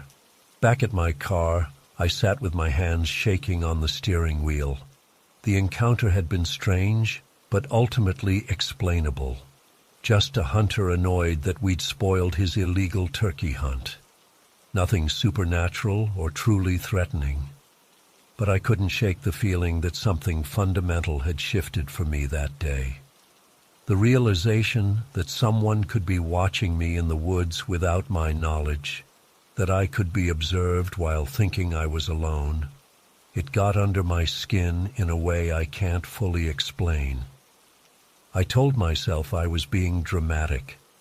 I went back to that trail several times over the next few months, though never alone. Always with hiking buddies, always in daylight, always with Rex. And nothing unusual happened until last October. The second incident was much worse, and it's the reason I haven't set foot on a hiking trail since. I had decided to try a different trail that day, one that ran along the edge of a suburban park before connecting to a wider nature preserve. It was known as a safe, easy walk, popular with joggers and dog walkers. The path was wide, mostly paved or covered with wood chips, with good visibility and regular benches. The perfect place to rebuild my confidence after the hunter incident had left me jumpy. It was a Tuesday afternoon, around 3 p.m. The weather was perfect, crisp autumn air, golden sunlight filtering through the red and orange leaves, the kind of fall day that normally lifts your spirits. The parking lot had only 2 other cars when I arrived. I let Rex out of the back seat, clipped on his leash, and headed toward the trailhead. I remember feeling optimistic, thinking this would be the hike that would help me fall back in love with the outdoors. But as soon as we stepped onto the path, that familiar unease returned. The trail was completely deserted. No joggers, no other dog walkers. Not even the usual groups of after-school kids you'd expect at that time of day. "It's fine," I told Rex, who was already showing the same tense behavior from before.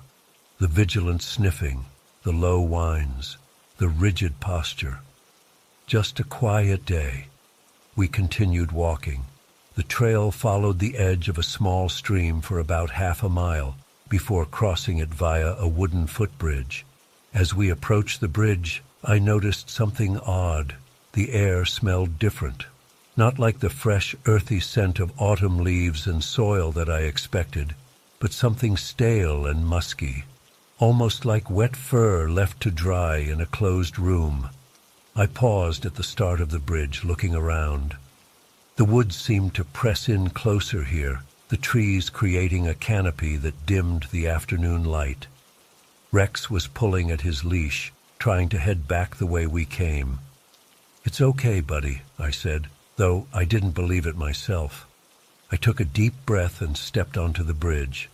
That's when the silence hit me. No birds, no squirrels, no distant traffic sounds from the nearby road, nothing but the soft gurgle of the shallow stream below and the sound of my heart beginning to pound in my chest. We were halfway across the bridge when Rex froze, his eyes fixed on something in the trees beyond the opposite bank. He let out a whine that made the hair on my arms stand up. I followed his gaze but saw nothing at first, just the dense undergrowth and tree trunks. Then I heard it, the snap of a branch, followed by the rustle of leaves, like something large was moving through the brush. Then another snap, closer this time. Whatever it wasn't moving like a deer or any other forest animal I knew. The movements were too deliberate, too measured, like something trying to be stealthy but not quite managing it. I stood frozen on that bridge, debating whether to call out, "Hello?" The word formed in my mind but never made it to my lips. Some instinct told me not to reveal exactly where I was standing, not to confirm for whatever was out there that I had noticed its presence. After what felt like an eternity, but was probably only 30 seconds, I tugged gently on Rex's leash and continued forward. Every step on that wooden bridge seemed to echo impossibly loud. We reached the other side, and I forced myself to keep walking at a normal pace, though everything in me wanted to sprint back to the car. The path widened after the bridge, curving through a more open area before eventually circling back to the parking lot. I kept moving, my eyes constantly scanning the trees on either side. Rex stayed close to my leg, which was unusual for him. He typically liked to investigate every interesting smell along the trail. The strange, musky odor persisted, seeming to follow us. And now and then, I'd hear another snap of a twig or rustle of leaves, always just out of sight, always moving parallel to us through the woods. When the parking lot finally came into view, I nearly cried with relief. But my relief was short-lived when I realized it was now completely empty. The other two cars were gone. Just my Honda sitting alone under the cloudy sky that had moved in while we were on the trail. I quickened my pace, fumbling in my pocket for my keys as we approached the car. Rex was practically pulling me now, eager to get away from whatever presence had been shadowing us through the woods. I unlocked the car with shaking hands, opened the back door, and Rex jumped in immediately. As I closed his door and moved around to the driver's side, I had the overwhelming sensation of being watched. I couldn't help myself. I turned to look back at the trailhead one last time. That's when I saw it, a movement among the trees just at the edge of the parking lot. A lean silhouette standing partially hidden behind a thick tree trunk. I couldn't make out any features, just a dark, human-shaped figure, taller than average, unnaturally still. I blinked, and it was gone, like it had never been there at all. I got in my car, locked the doors, and started the engine with trembling hands. As I backed out of the parking space, I glanced in my rearview mirror. The figure was there again, now standing fully in the open at the tree line. Still just a silhouette, still without discernible features, but unmistakably watching me. I hit the gas harder than I intended, the car lurching forward as I sped out of the parking lot. When I checked the mirror again on the main road, there was nothing but empty forest behind me. I've gone over that day hundreds of times in my mind since then. Was it a person, a hunter like before, a predator of a different kind, or was it something else entirely? I've tried to rationalize it. Maybe it was just another hiker who happened to be taking the same path. Maybe it was a park ranger checking the trails. Maybe I was jumpy after the first incident and my mind was playing tricks on me.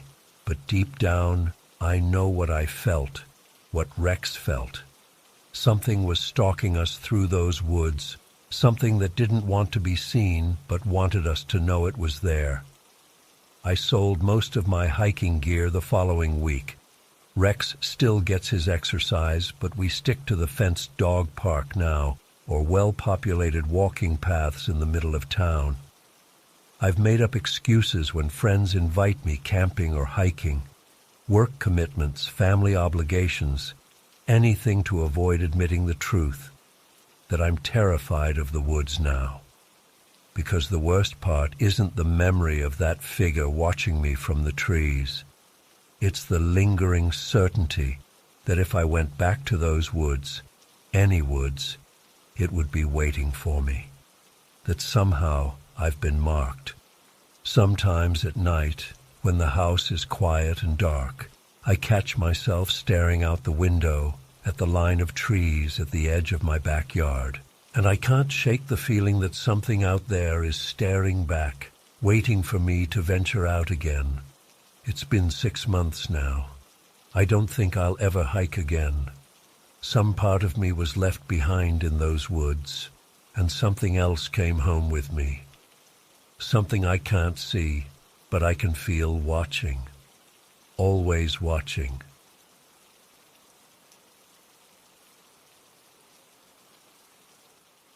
I've been sitting on this experience for almost 3 weeks now, and I still break into cold sweats thinking about it. I need to write this down somewhere because it's eating me alive, and maybe someone here has encountered something similar. I don't know. Last month, I drove out to my grandparents' farm in rural Missouri for what was supposed to be a relaxing weekend visit. I hadn't been there in about 2 years.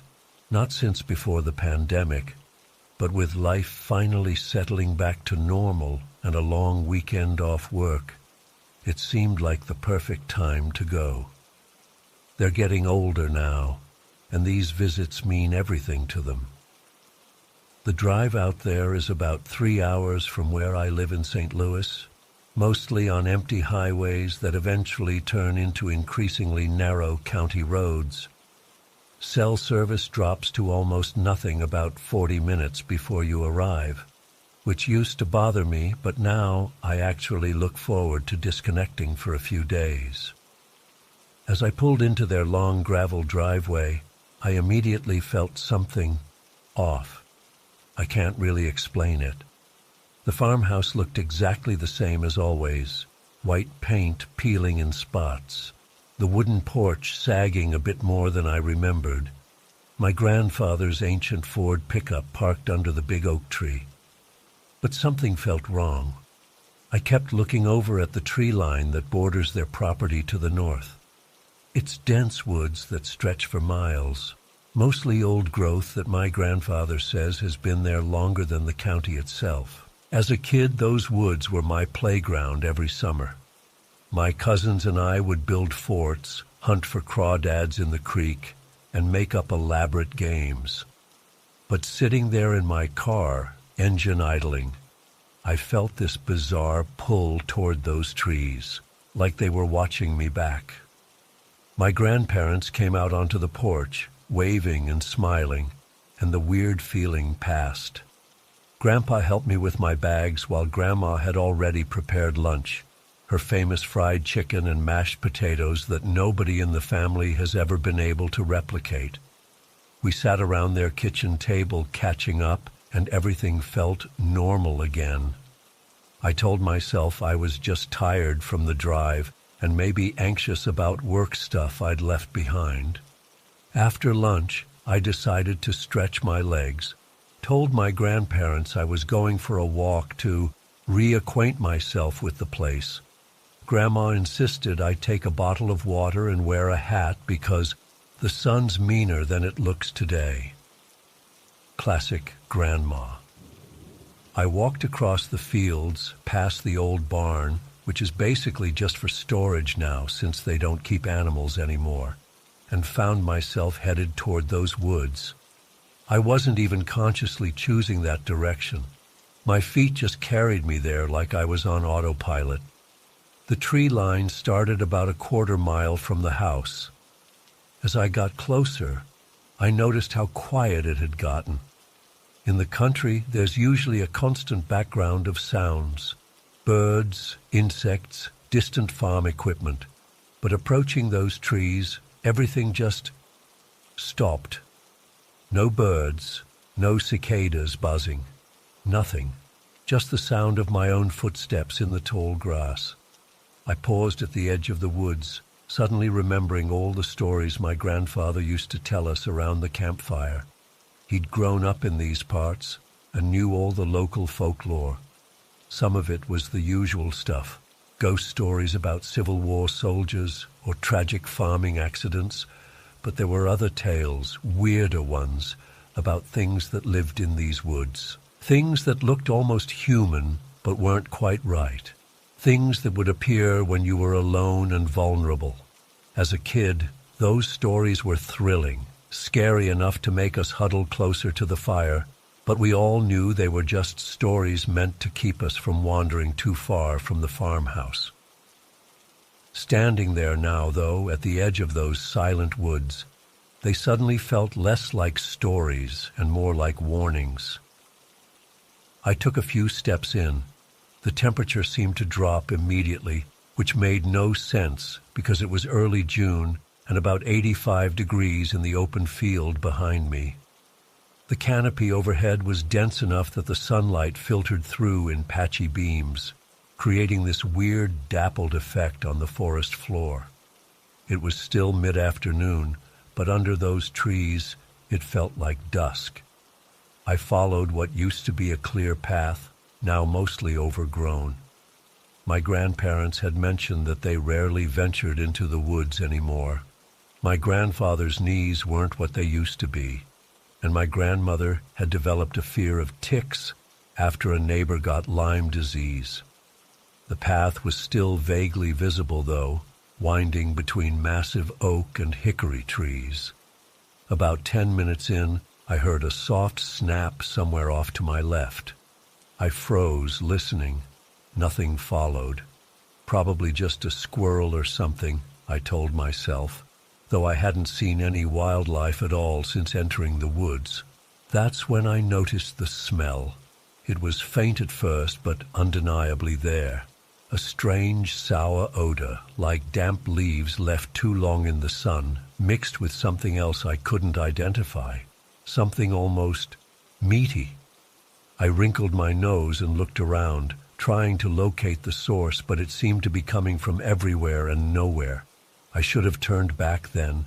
Everything in my body was telling me to, but there was also this weird, almost magnetic pull deeper into the woods. I felt like I was looking for something, though I had no idea what. The path curved around a massive fallen oak, its exposed roots creating a wall of dirt and twisted wood. As I stepped around it, the woods opened into a small clearing I didn't remember from childhood. In the center stood a single dead tree, completely bare of leaves, though it was summer. Its bark was blackened, as if it had been struck by lightning. Looking at that tree made my skin crawl. I stood at the edge of the clearing, unable to move forward, but also somehow unable to turn away. The silence in this spot was absolute. No wind, no distant sounds from the farm, nothing. Just my own breathing, which sounded unnaturally loud in my ears. I'm not sure how long I stood there, but eventually I snapped out of whatever trance I was in. The sun was noticeably lower, casting longer shadows through the trees. I needed to get back before my grandparents worried. I turned and hurried along the path, moving faster than before. That weird smell seemed stronger now, following me. Twice I thought I heard something moving parallel to me, just out of sight beyond the trees, but when I stopped to listen, the sound stopped too. By the time I emerged from the woods, I was practically jogging. The open field felt blindingly bright after the dimness under the trees, and I sucked in deep breaths of clean air.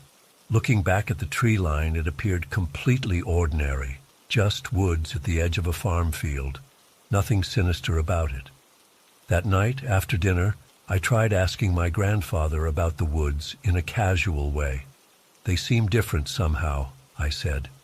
"Quieter than I remember." He gave me an odd look. "Woods change," he said finally. "Best to stick to the fields these days." When I asked why, he just shrugged and changed the subject. I slept poorly that night. My bedroom was on the second floor, with windows facing north toward the woods. I kept waking up, convinced I could hear something moving outside, but when I looked, there was nothing there, just moonlight on the empty field and the dark line of trees beyond. The next morning, I woke up determined to figure out what was going on. Maybe I was just letting my imagination run wild, or maybe there was actually something unusual about those woods. Either way, I needed to know. After breakfast, I told my grandparents I was going for another walk. My grandmother frowned slightly. "Don't go too far today," she said. "Storm's supposed to roll in this afternoon." The sky was clear blue without a cloud in sight, but I nodded anyway. This time, I walked directly to the woods, purposeful rather than drifting. The same unnatural silence greeted me at the tree line, and the same temperature drop as I stepped under the canopy. But now I was ready for it, watching and listening carefully for anything unusual. I followed the same path as yesterday, moving slowly, stopping frequently to listen. The strange smell was still there, but fainter than before. I reached the clearing with the dead tree and paused, studying it more carefully in the morning light. There were strange markings on the blackened trunk, not carvings exactly, but patterns in the bark that didn't look natural. They almost resembled symbols of some kind, though none I recognized. I was about to step closer to examine them when I heard it. My name. Someone called my name from deeper in the woods. "Alex?" It sounded like my mother's voice, which made absolutely no sense because my mom was 300 miles away in Chicago. The voice had a strange quality to it, too, like it was coming through bad reception, slightly distorted around the edges. I stood frozen, heart hammering in my chest. "Mom?" I called back, instantly regretting it. No response, just that heavy silence. Then movement caught my eye. About 20 yards beyond the clearing, partially hidden behind a wide tree trunk, was something. I can't accurately describe what I saw. My brain keeps trying to make it make sense, to fit it into familiar categories, but it won't work. It was tall, impossibly tall, maybe 7 or 8 feet. Its proportions were all wrong, limbs too long and thin. The skin looked like old leather, cracked and dry, stretched over a frame that was too large. But it was the face that made my blood turn to ice. It had features like a human face, but arranged wrong somehow. The eyes were too far apart, and they looked hungry. The mouth stretched wider than any human mouth should, revealing jagged, uneven teeth. As I watched, paralyzed, it shifted position. The movement was jerky, unnatural, accompanied by a bizarre crackling sound like branches snapping. It pressed itself against the tree, almost hugging the bark, those wrong eyes fixed on me. And then it spoke again in that distorted version of my mother's voice. "Alex, come here, honey." I ran. I don't remember deciding to run. Just suddenly I was crashing through the underbrush, no longer following the path, just desperate to get away. Branches whipped my face and arms. I tripped over roots and scrambled back up, certain that thing was right behind me. The woods seemed to go on forever. I couldn't find my way out. Every direction looked the same, just more trees, more shadows.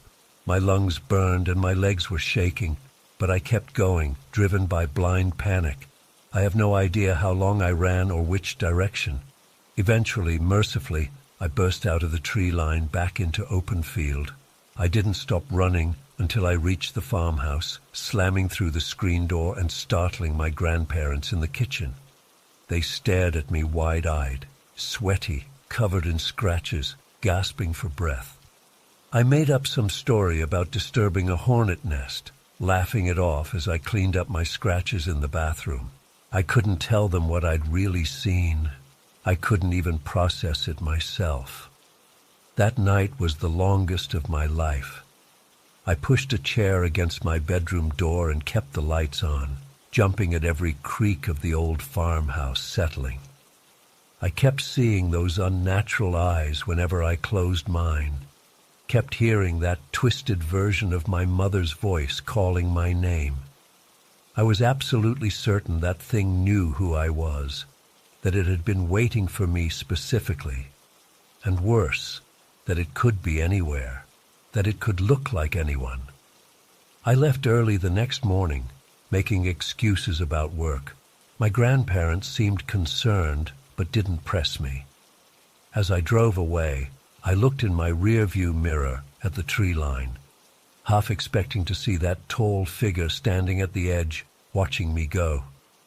I haven't talked to anyone about this. What would I even say?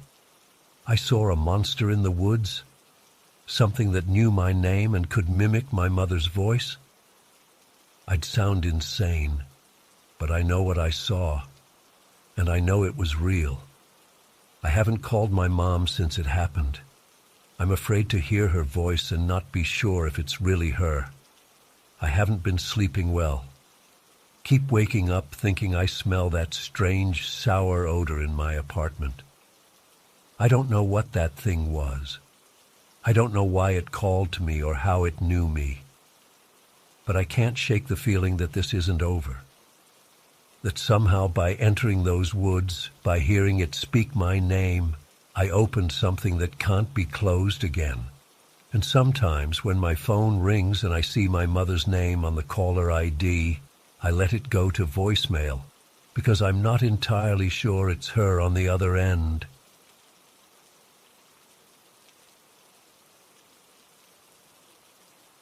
I've been sitting here for the past hour trying to figure out how to start this. My hands are still shaking as I type. I need to get this off my chest because I can't talk to anyone about it without them thinking I'm crazy or on something. This happened last night, and I haven't slept since. I don't think I'll be able to for a while. So I was driving back from visiting my buddy Mike, who lives out in Rushville. It's this tiny town about an hour and a half from where I live. The drive there was fine. It was still light out, plenty of other cars on the road, but I ended up staying later than I planned. We were catching up, having some beers, not enough to impair my driving, I swear, and playing some video games. By the time I checked my phone, it was already past midnight. Mike offered to let me crash on his couch, but I had work in the morning and needed my uniform that was back at my apartment. So I decided to head back, thinking the drive would be quick since there'd be no traffic.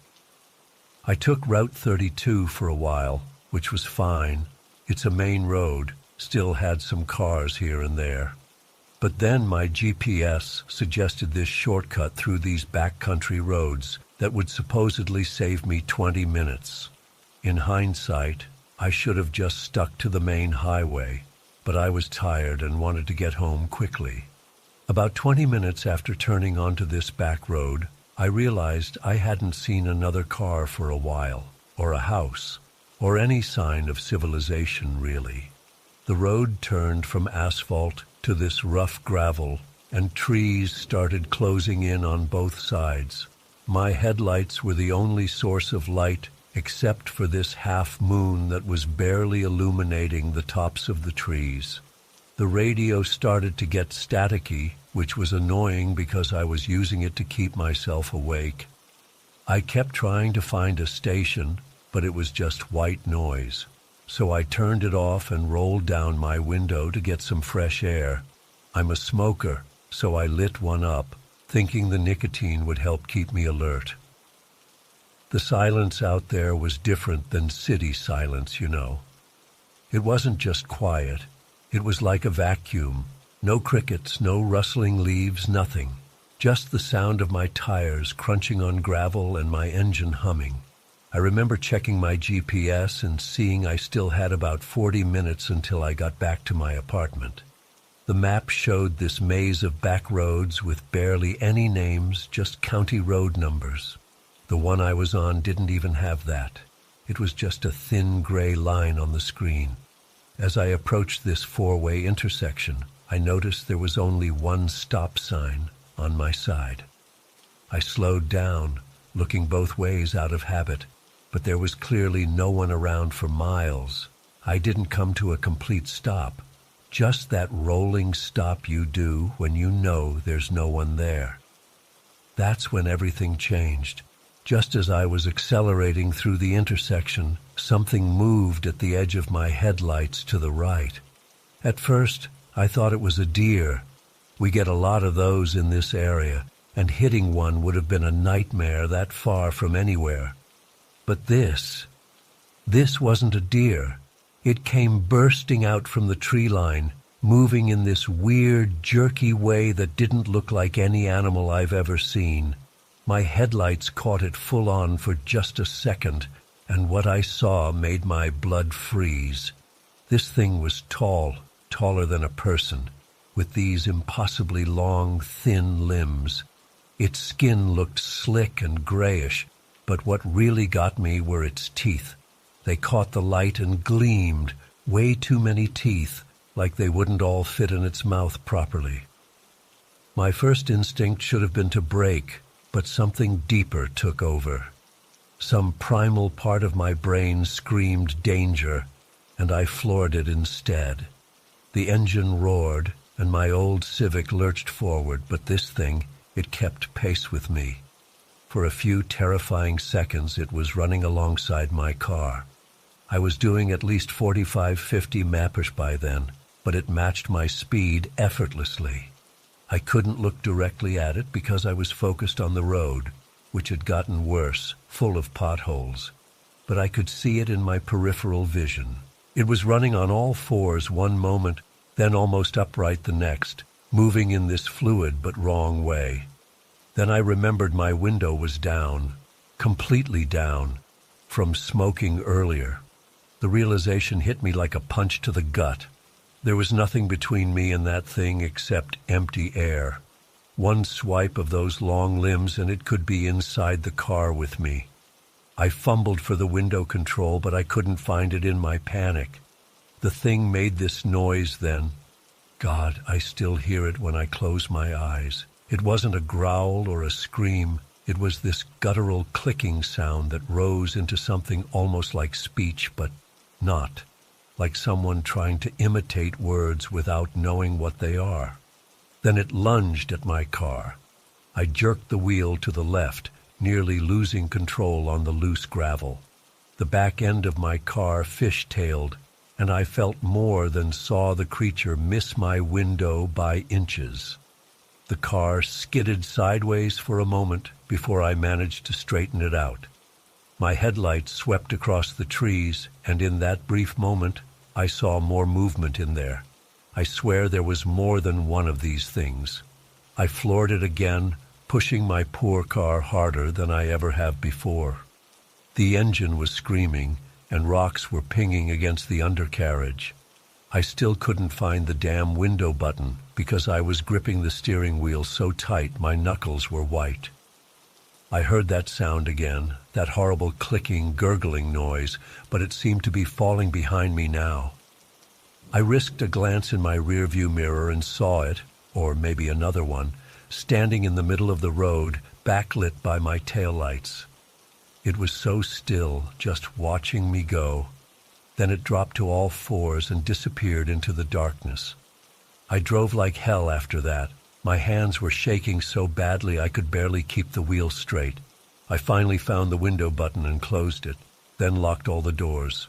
Every shadow in the trees looked like one of those things ready to leap out. Every noise my car made sounded like claws on the roof. After what felt like hours but was probably only 15-20 minutes, I started seeing signs of civilization again. First a farmhouse with lights on in the distance, then eventually street lights, and finally I hit a main road with actual traffic. I was heading to my apartment, but I ended up going to my friend Jared's place instead. He lives closer to where I came out onto the main road, and I couldn't stand the thought of being alone. I nearly took his door off its hinges knocking so hard. When he opened it, the look on his face told me everything I needed to know about how I appeared. Jared and two of our other friends, Ellie and Marcus, were hanging out watching some movie. They all just stared at me when I stumbled in. "Dude, what the hell happened to you?" Jared asked. I tried to explain. I really did. But as the words came out, I could hear how insane they sounded. How could I explain the wrongness of that thing, the way it moved, that terrible sound it made? Marcus exchanged looks with Ellie. "How much did you smoke tonight, man?" That pissed me off. "I'm not high. I know what I saw." "You said it was running as fast as your car," Ellie said gently. "That's physically impossible. Nothing can run 50 miles an hour. "A cheetah can hit 70, I shot back. But even as I said it, I knew that wasn't helpful. This wasn't Africa, and whatever I saw wasn't a cheetah. They let me stay the night, but I could tell they thought I was either hallucinating or making it up. Jared suggested I'd fallen asleep at the wheel for a second and dreamed it. Marcus implied I'd been smoking too much weed lately, which is ridiculous because I hardly ever smoke that stuff. I couldn't sleep. Every time I closed my eyes, I saw those teeth gleaming in my headlights. I could hear that sound it made. Around 4 a.m., I gave up and pulled out my phone. I started Googling local legends, cryptids, anything I could find about that area. At first, it was just the usual stuff. Bigfoot sightings from the 70s, ghost stories about old abandoned houses. But then I found this forum thread from about 3 years ago. Someone had posted about driving through rural Indiana and seeing what they described as a skinwalker. I'd never heard that term before, but as I read their description, my blood went cold. They described exactly what I saw: the unnatural movement, the too long limbs, the way it kept pace with their vehicle. I fell down a rabbit hole after that, reading every account I could find. Some people called them wendigos, others skinwalkers or fleshgates. The stories varied, but there were common elements. They were fast, they mimicked human behavior, but got it wrong somehow, and they hunted at night on lonely roads. One post really got to me. This guy claimed he'd been researching these things for years after his brother disappeared on a back road similar to the one I was on. He said they're attracted to solitary travelers, especially ones who are tired or distracted. He also said, and this is the part that made me feel sick, that they sometimes stalk their prey for days after an initial encounter. It's morning now. I haven't slept at all. I called in sick to work because there's no way I could function today. I'm still at Jared's place, but he had to go to work. I'm sitting here alone, jumping at every sound outside. Part of me wants to go back to that intersection in daylight, to prove to myself that I didn't imagine it or hallucinate it. Maybe see if there are footprints or some kind of evidence. But another part, the part that's keeping me rooted to this couch, is terrified of what I might find if I go back there, or what might find me. I keep checking the windows and doors to make sure they're locked. I've drawn all the blinds, but I can't shake this feeling that it followed me somehow, that it got my scent or something. I haven't told my friends the other part, that when I glanced in my rearview mirror and saw it standing in the road, it raised one of those long, wrong arms and pointed at me, like it was saying, "I see you, I know you, I'll find you." I don't know what to do now. I don't think the police would believe me. My friends already think I'm losing it. I can't go back to my apartment because it's on the second floor with a fire escape right outside my bedroom window. I'm writing this all down because I need someone to believe me. I need to know I'm not crazy. That thing was real. It was hunting me. And the worst part is, I don't think it's done. If anyone has encountered something similar or knows what these things are or how to protect yourself from them, please tell me. I don't think I can ever drive at night again, especially not alone. But I'm also afraid that's not going to be enough. That intersection is burned into my memory. I could find it again if I wanted to, though God knows I don't. But what if it remembers me too? What if it's already found out where I live? I keep thinking about those teeth, those impossible teeth. and that sound it made, like it was trying to talk but couldn't quite manage it. What if next time it figures out how? I've been trying to forget what happened that Thanksgiving at my grandmother's house when I was 9. But I can't shake it. I've never told the full story to anyone outside my family. They'd think I was making it up or just remembering some childhood nightmare. But it wasn't a dream. My grandmother lived in this old house in rural Pennsylvania, basically in the middle of nowhere. The forest behind her property was dense, the kind where the trees grow so close together that it gets dark by mid-afternoon. The house itself always gave me the creeps, especially with all those Native American masks my grandfather had collected before he died. They hung on every wall, and I swear their eyes followed you around the room. That particular Thanksgiving, my parents, my little sister Emma, and I arrived early in the morning after driving for about 4 hours. Most of the family was already there. My aunts, uncles, and cousins crowded into the old house. I was most excited to see my cousin Sam, who was 12 and the coolest person I knew. Sam had a Nintendo 64 that I was desperate to play, but my dad made us wait until after dinner. Grandma's house smelled like it always did, musty with undertones of sage and wood smoke. She had this weird obsession with cleansing the house with burning herbs. The turkey was already in the oven, and everyone was busy preparing the rest of the meal. My mom sent me outside to burn off some energy before dinner. Sam was already out there throwing a football with our other cousins. "Jamie, catch!" Sam yelled as soon as he saw me, hurling the football way over my head. I chased after it as it rolled toward the tree line. That's when I got that feeling.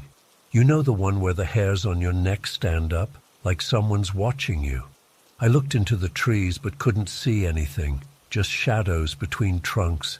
Dinner was the usual chaos. Adults talking about boring stuff, kids fighting over drumsticks, and Grandma reminding everyone to be thankful.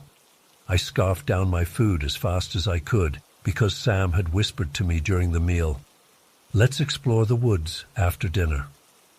Now, we weren't supposed to go into the woods alone. That was a rule. Grandma was serious about it, always saying the forest wasn't safe for children who didn't know its ways. But Sam had heard from his dad about this massive rock ledge somewhere in the forest, and he was determined to find it. "It's like a cliff," he told me as we snuck out the back door while the adults were cleaning up. Dad says Native Americans used to use it for ceremonies and stuff. The November air was cold, but we had our jackets on. The sky was already turning that grayish-purple color that comes before sunset in late fall. We had maybe an hour of daylight left. "We should be quick," I said, already feeling nervous as we approached the tree line. "Mom will freak out if she notices we're gone." Sam just laughed. "Don't be such a baby, Jamie. We'll be back before they even finish the dishes." The woods were different that day. I'd been in them before with my dad to collect firewood, but never this far in, and never when the air felt so heavy. That's the only way I can describe it. Like the air itself was pressing down on us, making it harder to breathe or even think clearly. We followed what looked like a game trail, pushing through undergrowth that scratched at our jackets. About 15 minutes in, we came across this weird structure. It was old and half-collapsed, made of bent saplings forming a dome shape with rotting animal hides stretched over parts of it. "What is that?" I asked, stopping in my tracks. Sam approached it without hesitation. "Looks like an old sweat lodge. Native Americans use these for purification ceremonies. Cool." I didn't think it was cool. Something about it made my stomach turn. The animal hides were cracked and brittle with age, but they didn't look abandoned. They looked used. recently. "Let's keep going," Sam said, already moving past it. "The ledge should be around here somewhere." We walked for another 20 minutes, going deeper than I'd ever been before. The trees seemed to close in around us, and I couldn't shake the feeling that we were being watched. Every snap of a twig made me jump. Every rustle of leaves had me spinning around, expecting to see something. Finally, the ground started to slope upward, and we climbed over some fallen logs until we reached what had to be the rock ledge Sam's dad had mentioned. It was impressive, a natural rocky outcrop that jutted from the hillside, creating a shelf about 20 feet above the forest floor below. "Awesome!" Sam shouted, his voice echoing through the trees. I winced, suddenly wishing he would be quieter. We stepped cautiously to the edge and looked down. The slope continued below us, covered in leaf litter and fallen branches. That's when I saw it, about 30 feet below us, standing completely still among the trees. At first I thought it was just a person in ragged clothes, maybe a hunter or a hiker, but something about the way it stood, perfectly motionless, made my heart start hammering in my chest. "Sam," I whispered, grabbing his arm. "Look down there. Do you see that?" Sam squinted. "See what? That weird-shaped tree?" "No, it's a person or something," I hissed. As if it heard me, the figure slowly turned around. What I saw then has burned itself into my brain forever. It wasn't a human face. It was shaped like a moose's snout, but wrong somehow. Too elongated, covered in rough, patchy fur. The eye sockets were dark, impossibly dark, like holes punched into reality, and it was looking directly at us. I felt my entire body go cold. The thing knew we were there. It knew exactly who we were looking at it. I could feel its awareness, its intelligence radiating up the hillside like a physical force.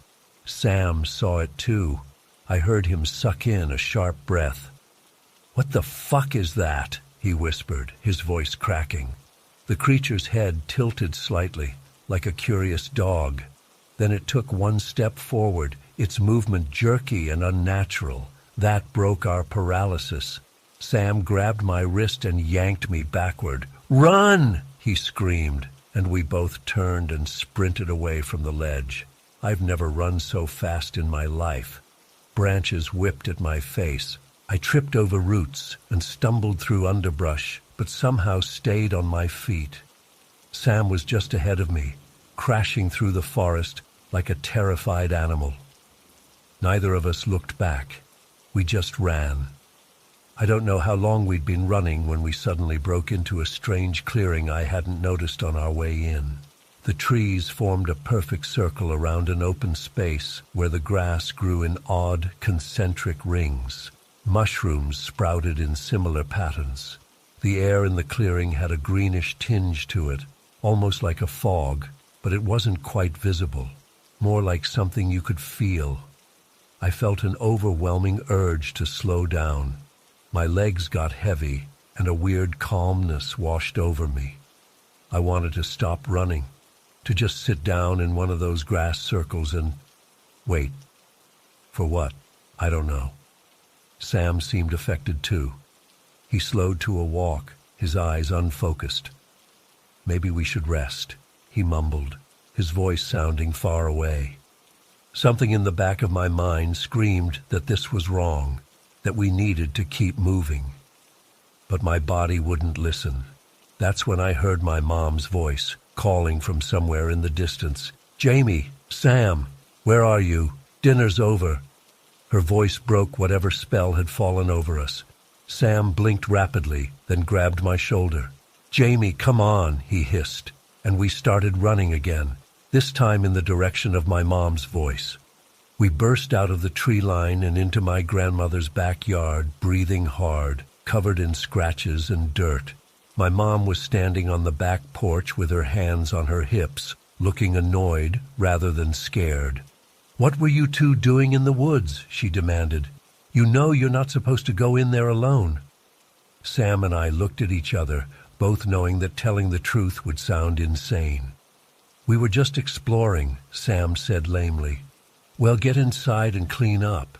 Your grandmother's about to serve pie, and you both look like you've been rolling in mud." In the bathroom, as we washed dirt from our hands and faces, Sam whispered, "Did you see that thing with the moose face?" I nodded, feeling sick just thinking about it. "What was it?" "I don't know," Sam admitted. "But we can't tell the adults. They'll think we made it up." "Or they'll be mad we went so far into the woods," I added. So we agreed to keep quiet. We rejoined the family for dessert, but I couldn't eat a bite.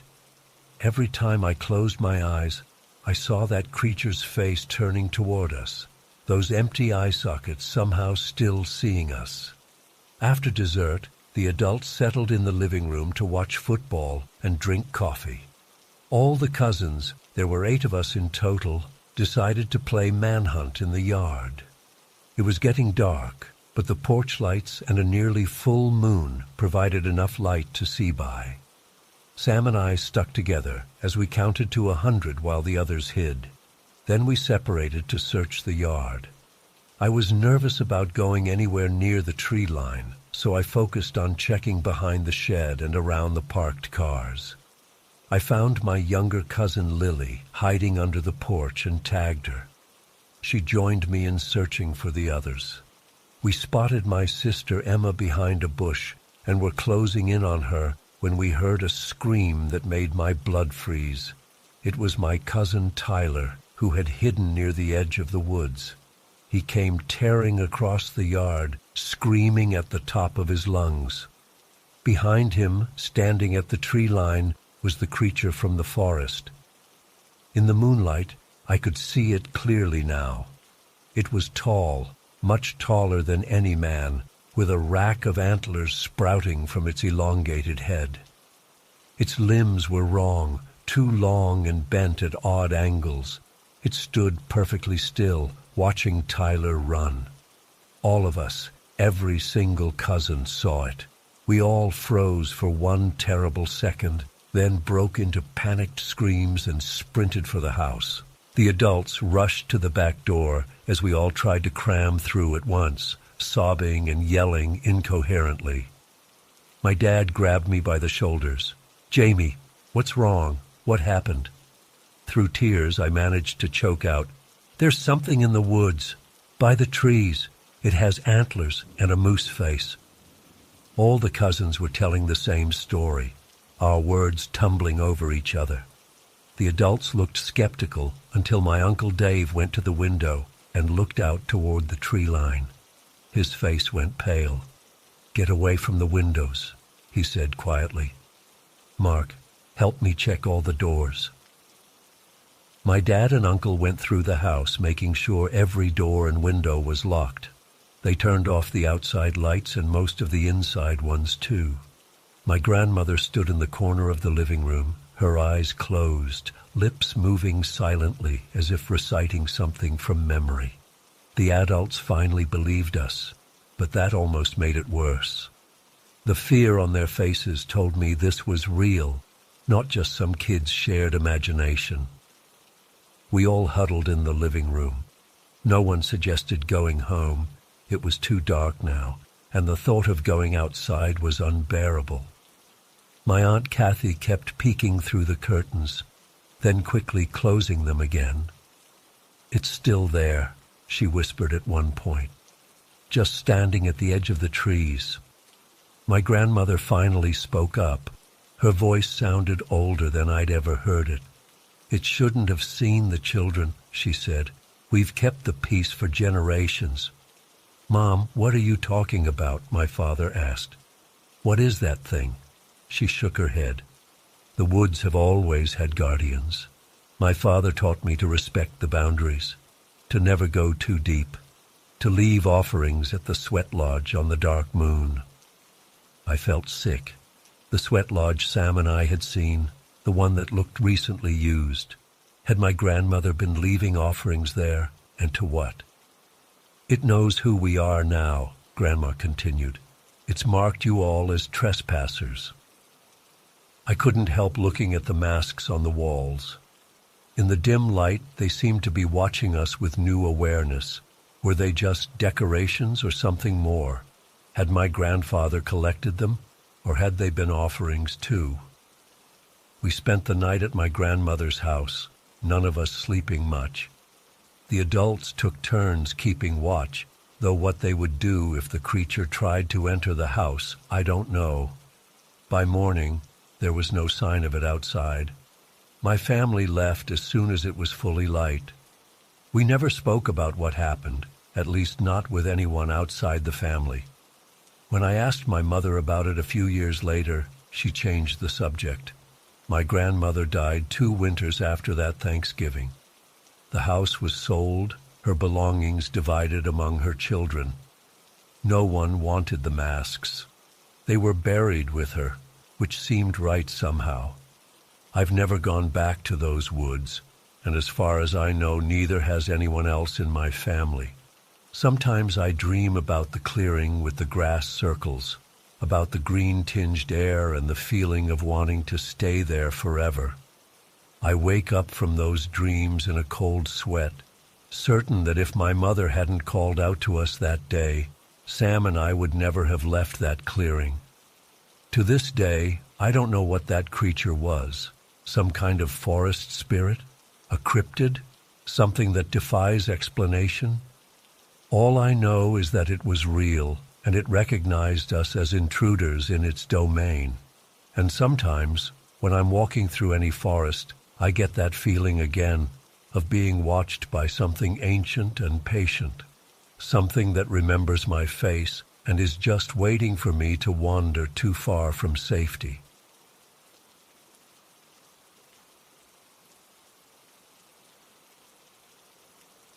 I'd only been working as a junior ranger at Blackwater National Forest for about 3 weeks. Fresh out of my environmental science program, I was so excited to land this position.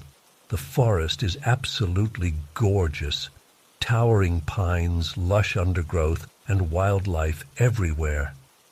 But there's something else there too, something I can't explain. It started on a Tuesday morning in early October. The fall colors were just beginning to turn, and the air had that perfect crispness to it. Chief Ranger Marcus Hendricks, we all call him Chief, was showing me how to check the trail markers on the eastern ridge when the call came in on our radio. A hiker reported hearing screams coming from somewhere off the Pinecone Trail, about 2 miles from where we were. Probably just a mountain lion, Chief said, clipping the radio back to his belt. They can sound eerily human when they call, but we should check it out. I nodded, trying to look professional, despite being a little freaked out. I'd heard mountain lions before, but something about the concern in the dispatcher's voice made me uneasy. We hiked to Pinecone Trail in about 20 minutes. It's one of the more popular trails that loops around the eastern portion of the park. Chief stopped at the trailhead and looked around, his eyes scanning the tree line. "Let's leave the main path," he said, pointing to a barely visible game trail heading northeast. "If there's wildlife making those sounds, they won't be hanging around the tourist areas." I followed him into the underbrush, ducking under branches and stepping over fallen logs. The forest was alive with sound. Birds calling, leaves rustling, small creatures scurrying through the undergrowth. It was all normal forest stuff, which I found comforting. If there was something dangerous nearby, the wildlife would be silent, right? We'd been hiking for maybe 15 minutes when everything changed. It happened so suddenly that I almost bumped into Chief when he stopped. The forest had gone completely silent. Not gradually quiet, silent. One moment the woods were alive with sound, and the next, nothing. No birds, no insects, no rustling leaves, even though I could see the branches moving in the breeze. It was like someone had hit mute on the entire forest. "Chief?" I whispered, my voice sounding unnaturally loud in the silence. He held up his hand for me to be quiet, his head tilted like he was trying to hear something. His body language had completely changed. Tense, alert. That's when I really started to get scared.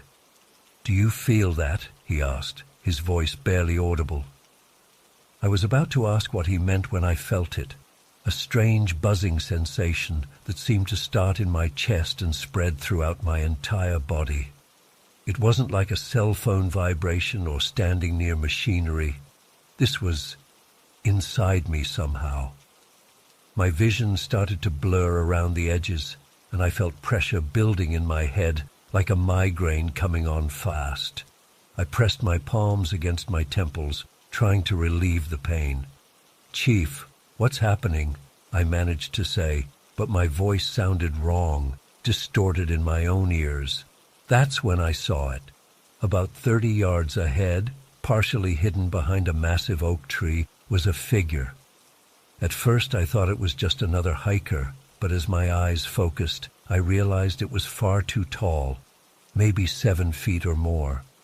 Its proportions were all wrong too thin, limbs too long, and it was completely black, not like African American black, but absence of light black, like a hole cut into reality.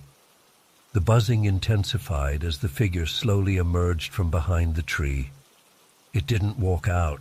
It sort of unfolded itself, moving in a way that human bodies simply can't move. It was now fully in view, and I could see it more clearly despite my blurred vision. It had no distinguishable face that I could make out, just a darker smudge where a head should be. Its limbs bent at impossible angles as it lowered itself to the ground and began to crawl toward us. Then it made a sound, the exact same screaming we'd been sent to investigate. But hearing it this close, I realized it wasn't a scream of pain or fear. It was something else entirely, something I can't properly describe. It was like it was trying to mimic a human sound, but couldn't quite get it right. Pure terror shot through me. Every instinct in my body screamed, "Run!" I turned to bolt, but Chief's hand clamped down on my arm with surprising strength. "Don't run," he said in the calmest voice I've ever heard in my life. "We're going to walk back to the trail. Don't look at it directly. Don't speak to it. Just walk with me." I wanted to argue, to break free and sprint as fast as I could, but something in his tone stopped me. He started walking backward, pulling me along with him, his eyes focused somewhere over my shoulder, not directly at the thing, but not looking away entirely either. We began walking back the way we came, and I swear I could feel that thing behind us. The buzzing sensation pulsed through my body in waves, and occasionally I'd hear that awful, not quite human wailing sound. It was following us, I was certain of it. Every step was agony. My legs felt like lead, and the pain in my head was almost unbearable. I wanted to look back so badly, that horrible human instinct to confirm your worst fears. But Chief's words echoed in my mind. Don't look at it directly. I kept my eyes forward, focusing on the path ahead, and Chief's hand still firmly gripping my arm. I don't know how long we walked like that. It could have been minutes or hours. Time seemed to stretch and contract strangely. The whole experience had an unreal quality to it, but the pain and fear were undeniably real. Then, just as suddenly as it had appeared, the buzzing sensation began to fade. The pressure in my head eased, and gradually the sounds of the forest returned. First a single bird call, then insects, then the full chorus of forest life. Chief's grip on my arm loosened slightly, but he didn't stop walking until we reached the main trail. When we finally stepped out onto the maintained path, he let go of me entirely and turned to face me. His face was pale, beaded with sweat, but composed. We stood there for a moment, just breathing. The normal sounds of the forest surrounded us, and sunlight filtered down through the canopy. Everything looked so ordinary, so normal, that I almost convinced myself I'd imagined the whole thing. "What?" I started, my voice shaking. "What the hell was that?" Chief took a deep breath and looked back toward the dense woods we'd just escaped from. "Let's get back to the station first," he said quietly. The walk back was tense and silent. My mind was racing, trying to make sense of what I'd seen.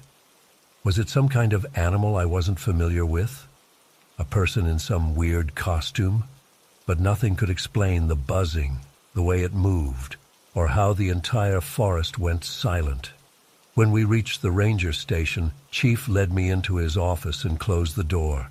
He sat heavily in his chair and gestured for me to sit across from him. For a long moment, he just looked at me, like he was trying to decide something. "There are things in these woods that we don't talk about," he finally said. "Things that don't have explanations, at least not ones that make sense in the world most people live in." "You mean like, what? Ghosts? Monsters?" I heard how ridiculous it sounded as soon as I said it. Chief shook his head. "I don't have names for them. I just know they're here, they've always been here, and they'll be here long after we're gone. Most of the time they keep to themselves in the deeper parts of the forest." I couldn't believe what I was hearing. This was a federal employee, a professional with decades of experience, talking about supernatural entities like they were just another species to be logged in our wildlife management system. "Why didn't you tell me about this when I started?" I demanded, anger momentarily overshadowing my fear. "Would you have believed me?" he asked simply. "Would you have stayed?" I didn't have an answer for that. "Look, Cassidy," he continued, his voice gentler now. "What you saw today, we can't explain it.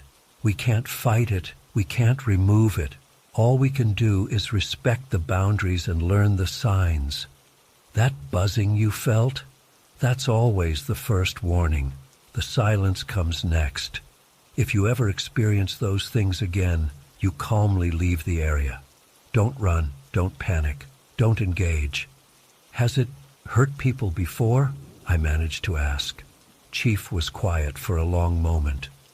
"There have been disappearances over the years, hikers who went off trail and never came back. We found some of them, parts of them anyway. Others we never found at all." A cold chill ran down my spine. "And we just let people come here, knowing that's out there?" "It doesn't come near the maintained trails or campsites," he said firmly. "It stays in its territory, and we stay in ours. The people who go missing are almost always the ones who ignore the signs and wander where they shouldn't.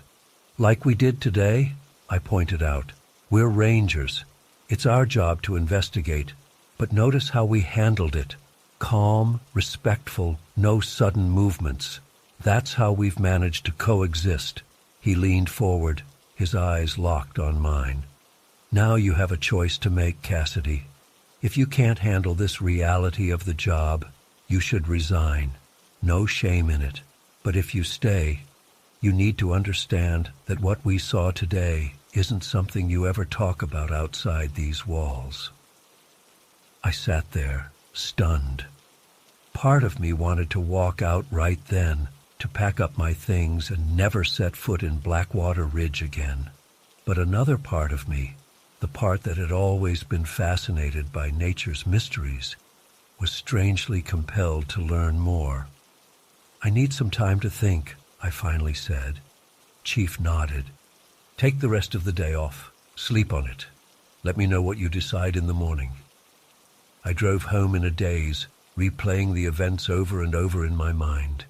The figure's impossible movements, the way it crawled toward us, that terrible sound it made, the buzzing that seemed to penetrate my very being. I barely slept that night. Every time I closed my eyes, I saw that featureless black shape unfolding itself from behind the tree.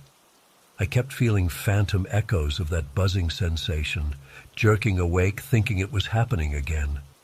Morning came, and I still didn't know what to do.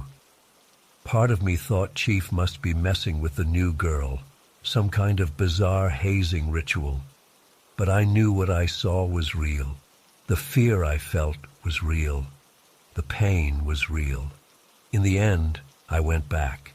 I told myself it was because I loved the job, loved the forest, and one weird experience shouldn't derail my career. But honestly, I think I went back because I needed to understand. I needed to know more about what lived in those woods. Chief seemed relieved when I showed up for my shift. He didn't mention our conversation or what we'd seen, just assigned me my regular duties like any other day. But there was a new understanding between us, an unspoken acknowledgement that I was now part of some secret fellowship of those who knew the truth about Blackwater Ridge. It's been a month since that day, and I haven't encountered that entity again. But sometimes, when I'm deep in the forest checking trail markers or tracking wildlife, I'll feel the hairs on the back of my neck stand up. The forest will get just a little too quiet, and I'll think I feel the beginnings of that buzzing sensation. When that happens, I calmly turn around and walk the other way, just like Chief taught me. I don't know what that thing was. I don't know if it was trying to hurt us or just warning us to leave its territory. All I know is that the forests are ancient, and humans have only been here for a blink of an eye in Earth's timeline. Maybe these entities have been here all along, watching as we carved our trails and built our ranger stations on their land. The scariest part? I'm starting to notice certain hikers seem to sense it too. I'll see them pause on the trail, their heads tilting just like Chief's did, listening for something they can't quite hear. Some of them turn back immediately. Others get this strange look in their eyes, a kind of hungry curiosity, and I have to find excuses to direct them back to the main paths. I'm still not sure if I made the right choice by staying. Every time I go into those woods, I wonder if today will be the day I encounter that thing again, or something worse, because if one such entity exists in these woods, who's to say there aren't others, different kinds with different rules that we haven't learned yet?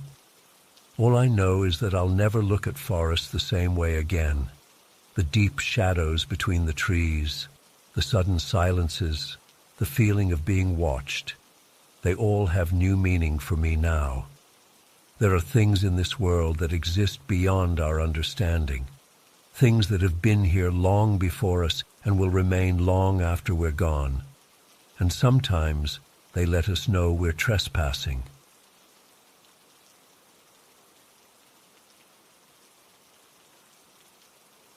I've been a park ranger for almost 15 years now, but there are some things you experience that no amount of training can prepare you for. What happened during my first summer at Pine Ridge Valley is something I've never shared publicly until now. I've spent years trying to make sense of it, but I still can't explain what I saw that day in June. I was 25, fresh out of my environmental science degree and beyond excited to land my first real ranger position. Pine Ridge Valley National Forest spans over 300,000 acres of dense woodland in the Pacific Northwest, and I was assigned to the eastern sector, the most remote region with the least visitor traffic.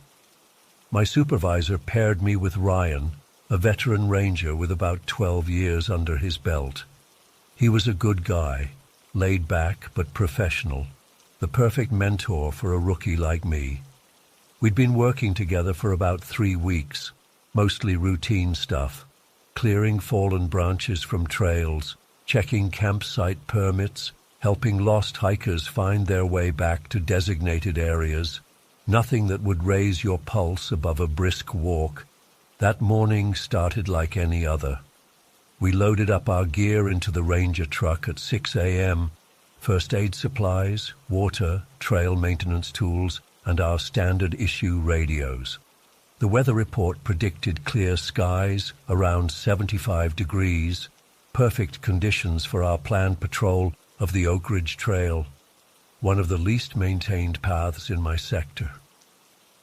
Ryan was telling me about a black bear sighting from the day before as we drove to the trailhead. I remember feeling that comfortable confidence that comes from settling into a job you love. I had no idea that in a few hours I'd be questioning my sanity. We reached the trailhead around 7:30 a.m. and started our hike. The morning was gorgeous. Sunlight filtered through the pine canopy, creating those golden beams that photographers love. Birds were active, and we even spotted a fox darting between trees about an hour in. The trail was overgrown in spots, and we stopped occasionally to clear debris or make notes for the maintenance crew. Around 11 a.m. we reached a fork in the trail that wasn't on our map. Ryan seemed surprised but not concerned. "This doesn't look familiar," he said, checking his GPS device. "The trail should reconnect about half a mile ahead according to the topography. Want to split up and meet where they join back? Save us some time?" It seemed logical. The trails weren't far apart on the GPS, and we both had our radios. I took the right fork, Ryan went left, and we agreed to radio if either path seemed problematic. The right fork started narrowing almost immediately, becoming less defined as I pushed deeper into the woods. The trees grew denser, filtering out more light, and the bird sounds gradually diminished. I started marking trees with small pieces of orange surveyor's tape so I could find my way back if needed. After about 10 minutes of hiking, the narrow trail suddenly opened into something that stopped me in my tracks. It was a perfect circle, maybe 30 feet in diameter, completely cleared of all vegetation. No trees, no shrubs, not even grass, just bare, packed dirt that looked almost swept clean. There wasn't a single pine needle or leaf on the ground, which made no sense in a forest this dense. But what really made my blood run cold was what stood in the exact center of this circle. A ladder. Just a regular wooden ladder, the kind you'd buy at any hardware store, standing perfectly upright. Not leaning against anything. Just standing there, balanced vertically on its own. And on top of the ladder was a man in a dark business suit. I froze, trying to process what I was seeing. The man was standing on the very top rung, the part you're never supposed to stand on, perfectly balanced like the ladder itself. His back was to me, head tilted upward toward the small circle of sky visible through the canopy. He didn't move, not even slightly. My training kicked in and I called out, "Sir, this is Park Ranger Mitchell. Are you okay? This area isn't designated for whatever you're doing." No response, not even a twitch. I called out again, louder this time. Nothing. My heart was pounding as I took a few steps into the clearing. The ground felt strange underfoot, too firm, almost artificial. I circled around, trying to get a view of the man's face while maintaining distance. As I moved, I kept expecting the ladder to fall, because what I was seeing defied physics. There were no wires, no supports, nothing holding it upright.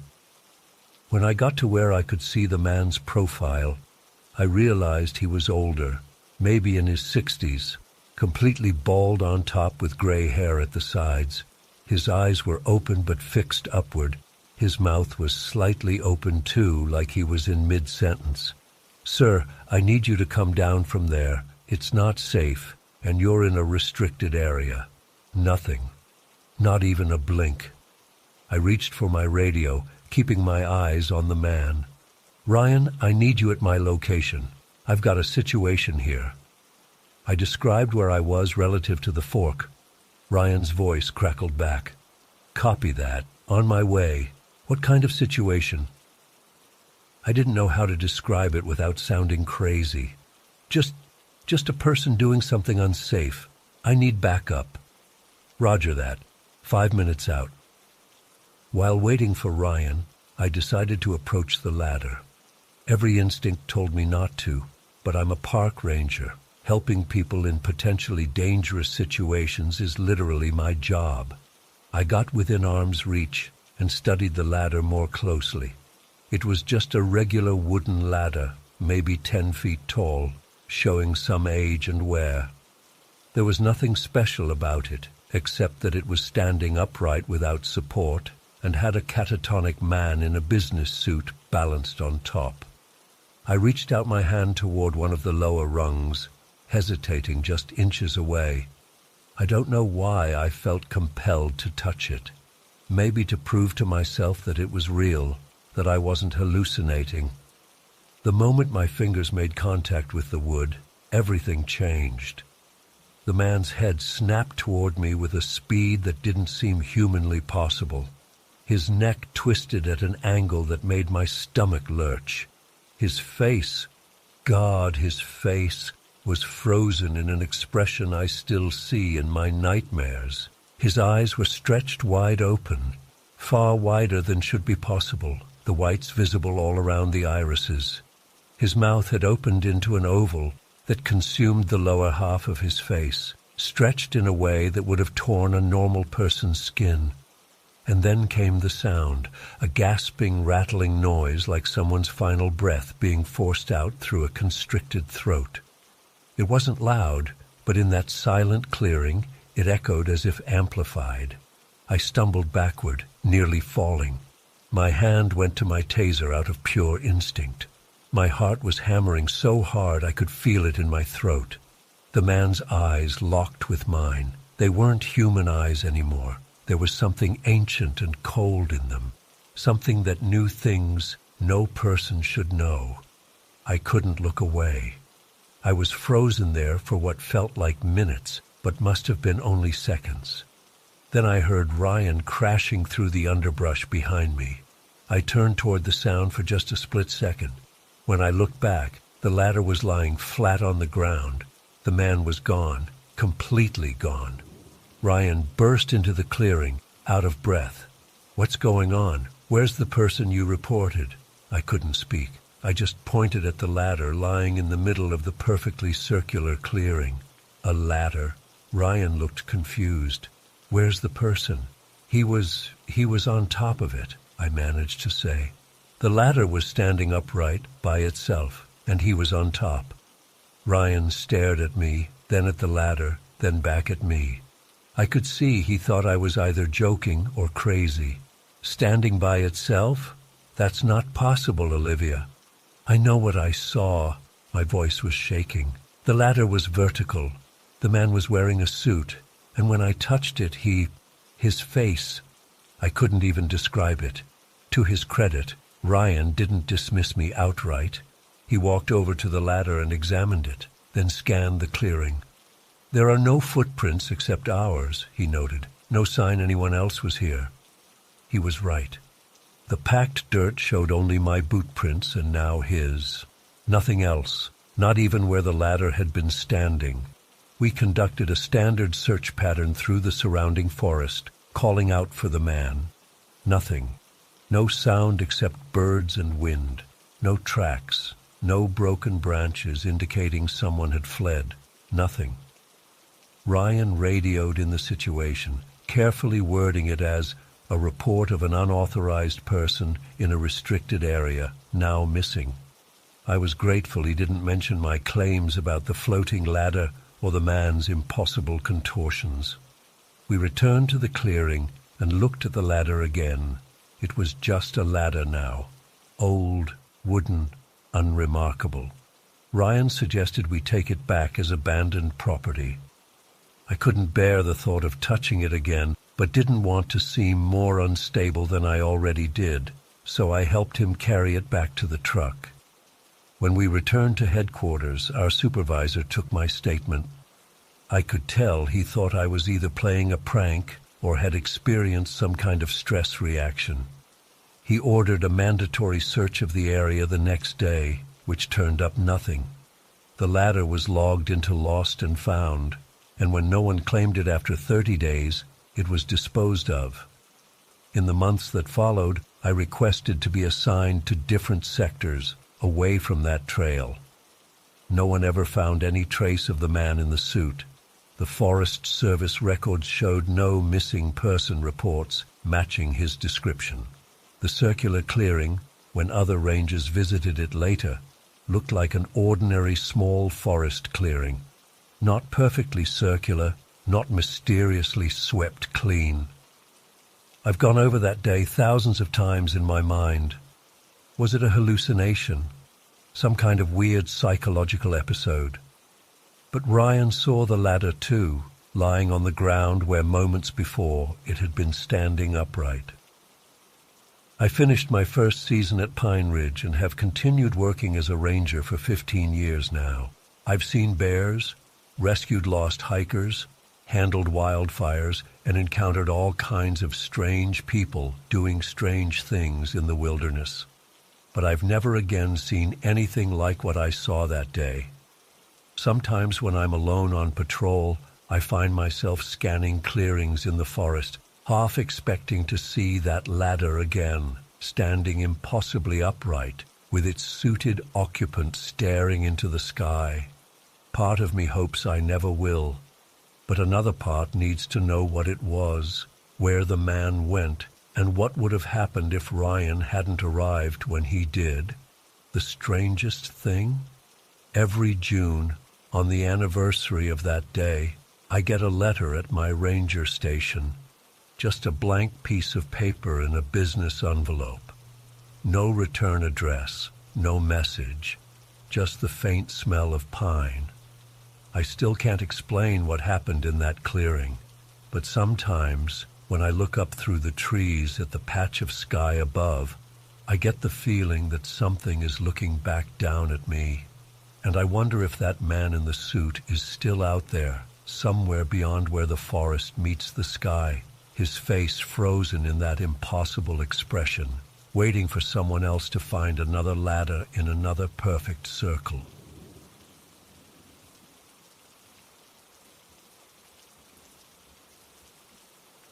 I still can't explain what happened that night at Lakewood Tower Station.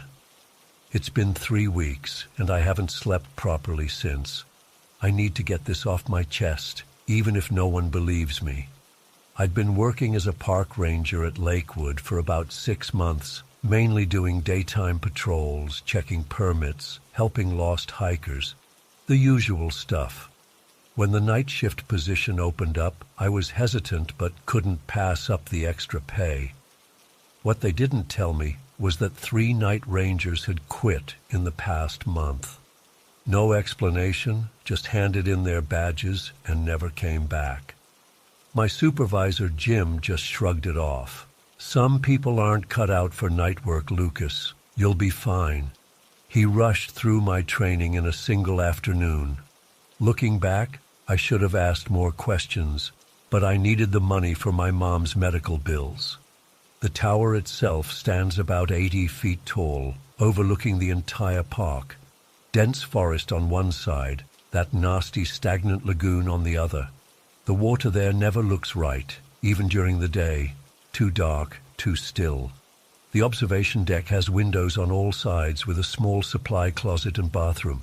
Basic amenities, but it feels isolated as hell up there.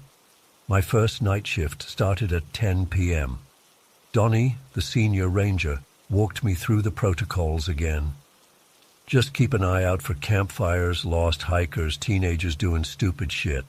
Radio checks every hour. I'll be at the main station if you need anything. He seemed nervous, kept looking at his watch like he wanted to get away from the tower as quick as possible. The first few hours were boring. I did my rounds, radioed in, watched some videos on my phone. Around 1 a.m., I grabbed the binoculars to scan the perimeter. That's when I saw it, what looked like a kid in a white sheet, standing perfectly still on Ridge Point about half a mile away. You know, like a ghost costume with those eye holes cut out, just standing there, facing the tower. I rubbed my eyes, thinking I was seeing things, but when I looked again, it hadn't moved an inch. I picked up the radio. "Hey, Donnie, you there?" The radio crackled. "Yeah, what's up, Lucas?" "There's someone on Ridge Point. Looks like a kid in a ghost costume or something, just standing there." There was a pause. "You sure?" "Positive. I can see it through the binoculars. White sheet, just staring at the tower." Another pause. "All right, I'll check it out. Keep an eye on it. Your light went out. You okay?" Nothing but static. I tried again. "Donnie, can you hear me?" More static, then a garbled response I couldn't make out. That's when I noticed the silence. Complete silence. No crickets, no frogs from the lagoon, no night birds. Nothing. Just dead air. The hairs on my arms stood up. I tried the radio again, but now it was just white noise. I put the binoculars back up to check on the figure, but it was gone. So was Donnie's flashlight. I scanned the whole ridge, but couldn't see either of them. That's when the feeling hit me, that horrible sensation of being watched. You know that feeling, right? When your whole body just knows someone's eyes are on you. I turned slowly, sweeping the binoculars across the forest edge, then toward the lagoon. That's when I saw her. At the edge of the lagoon, maybe 200 yards from the tower base, stood a woman. At least, it had the shape of a woman. She was unnaturally tall, her limbs too long and thin, like someone had stretched her out. Her dress was soaked, clinging to her emaciated frame, and her skin. God, her skin was a mottled blue-gray, bloated in some places like she'd been underwater for days. Her hair hung in wet ropes down to her waist. But it was her face that made me drop the binoculars. Her eyes were milky white, no pupils, and fixed directly on me. And her mouth. It was stretched into an impossibly wide grin, showing too many teeth, like her jaw had been dislocated. As I watched, frozen in horror, she took a step toward the tower. Her movements were wrong, jerky and fluid at the same time, like watching someone move underwater at high speed. I backed away from the window, knocking over my chair. Then she screamed. It wasn't human. It started as a high-pitched, keening sound that quickly dropped to a guttural, gurgling roar that seemed to come from everywhere at once. The windows of the tower vibrated with it. I covered my ears, but it didn't help. It felt like the sound was inside my head. I frantically locked the trap door that led up to the observation deck, then huddled in the corner, trying to make myself as small as possible. The radio was still spitting static, but now it seemed to have words buried in it, whispers I couldn't quite make out. I don't know how long I sat there, too terrified to move. Minutes? Hours? The silence outside was occasionally broken by wet, shuffling sounds below the tower, like something circling, looking for a way up. Sometimes I heard what sounded like fingernails dragging along the metal support beams. I kept the lights off, afraid of making myself more visible.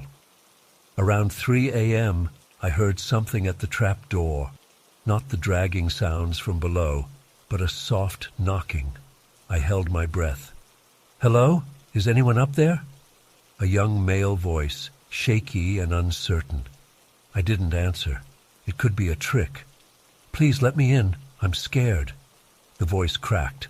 Clutching my flashlight like a weapon, I inched toward the trap door. "Who's there?" "Marvin, Donnie's son. Please, I'm freaking out." I hesitated, then slowly unlocked the trap door and lifted it just enough to see. A terrified face looked up at me, a teenager, maybe 17, with Donnie's same dark hair. I pulled him up quickly and relocked the door. "What the hell are you doing here?" I whispered, scanning his face in the dim light. Marvin was shaking. "It was supposed to be a joke. Dad does it for all the new night shift guys. I dress up in a sheet, stand on the ridge, He pretends to investigate, then scares you somehow. It's like an initiation thing. My stomach dropped. Where's your dad? I don't know. He was supposed to meet me after I took off the sheet, but when I got to the meeting spot, he wasn't there. I waited, then tried to find him, but got lost. I saw the tower lights and headed here. I felt sick. Did you see anyone else out there? A woman? His eyes widened. No. Why? Who's out there? I didn't want to scare him more, but I needed to know if he'd seen her too. There was someone by the lagoon, a woman. She didn't look right. What do you mean? Before I could answer, the radio suddenly crackled to life. Lucas, you there? It's Donnie. I grabbed it. Donnie, where the hell are you? Your son is here. Marvin's with you? Thank God. My flashlight died and I got turned around in the dark. I'm back at the station now. Is everything okay up there? I hesitated, looking at Marvin.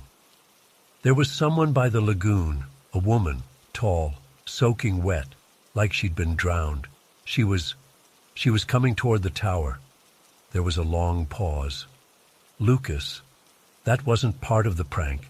It was just supposed to be Marvin in a sheet and me jumping out to scare you. There's no woman. My blood ran cold. I saw her, Donnie. She screamed. It wasn't human. Another pause. Stay put. Keep the trap door locked. I'm sending the sheriff out. Don't open up for anyone but me or Deputy Carson, you hear me? Yeah, we'll stay put. Marvin and I sat in silence, backs against the wall furthest from the windows. Every now and then, we'd hear those dragging sounds outside, like wet footsteps circling the tower.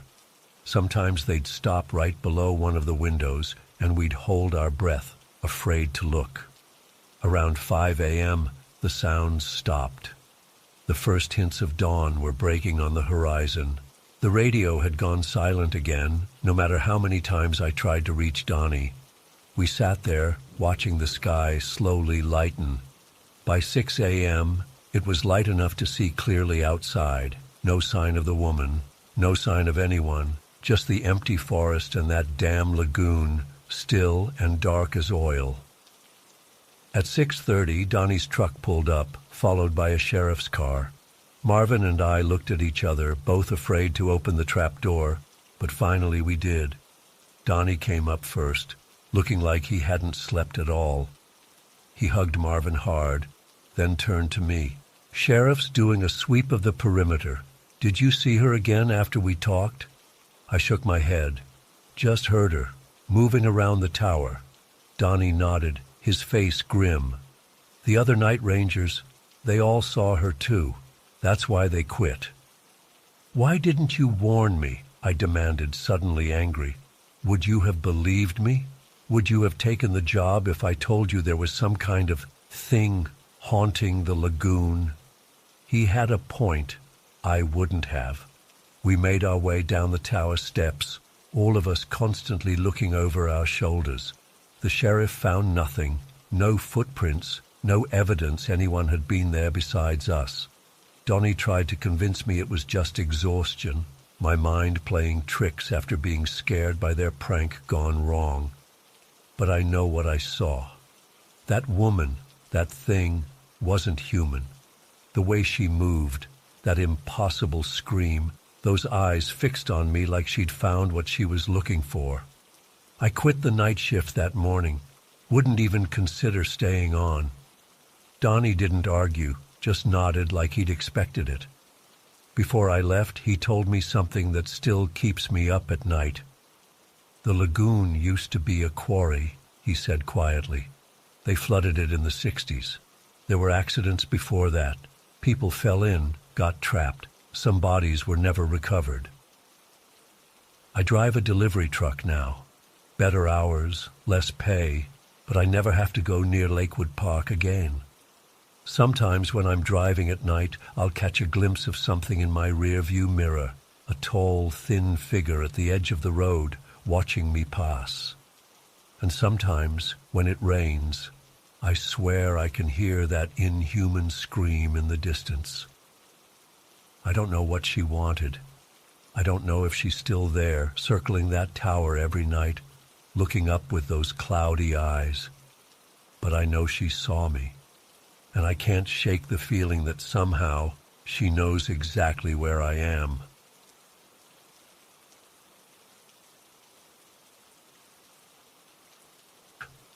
I haven't talked about this in almost 8 months. I still wake up in cold sweats thinking about it. My therapist suggested writing it down might help, so here goes. I was working as a park ranger at Whispering Pines National Forest for about 3 years before it happened. It was a good job, peaceful, away from the noise and crowds. I'd always been an outdoorsy person, so getting paid to maintain trails and occasionally help lost hikers felt like hitting the jackpot. Our ranger station was about 17 miles from the nearest town. It was this old wooden structure built in the 70s. Nothing fancy, just a main office area with a desk, radio equipment and maps, a small kitchen with a table, 2 bedrooms with bunk beds, a bathroom, and a storage room for equipment.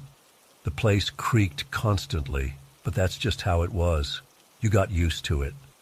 That night, there were 4 of us on shift. Me, Pat, Elena, who'd been there about 5 years, Marcus, who was the newest hire, only 6 months in, and Dana, who'd been there even longer than Elena. We were scheduled for a standard overnight because it was Memorial Day weekend, which meant more campers than usual. It started like any normal evening shift.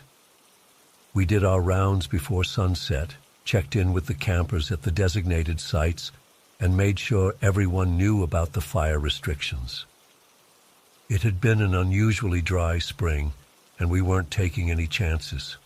By 8:30, we were back at the station eating microwave burritos Elena had brought and playing cards. "Full house," Marcus said, laying down his cards with this smug look on his face.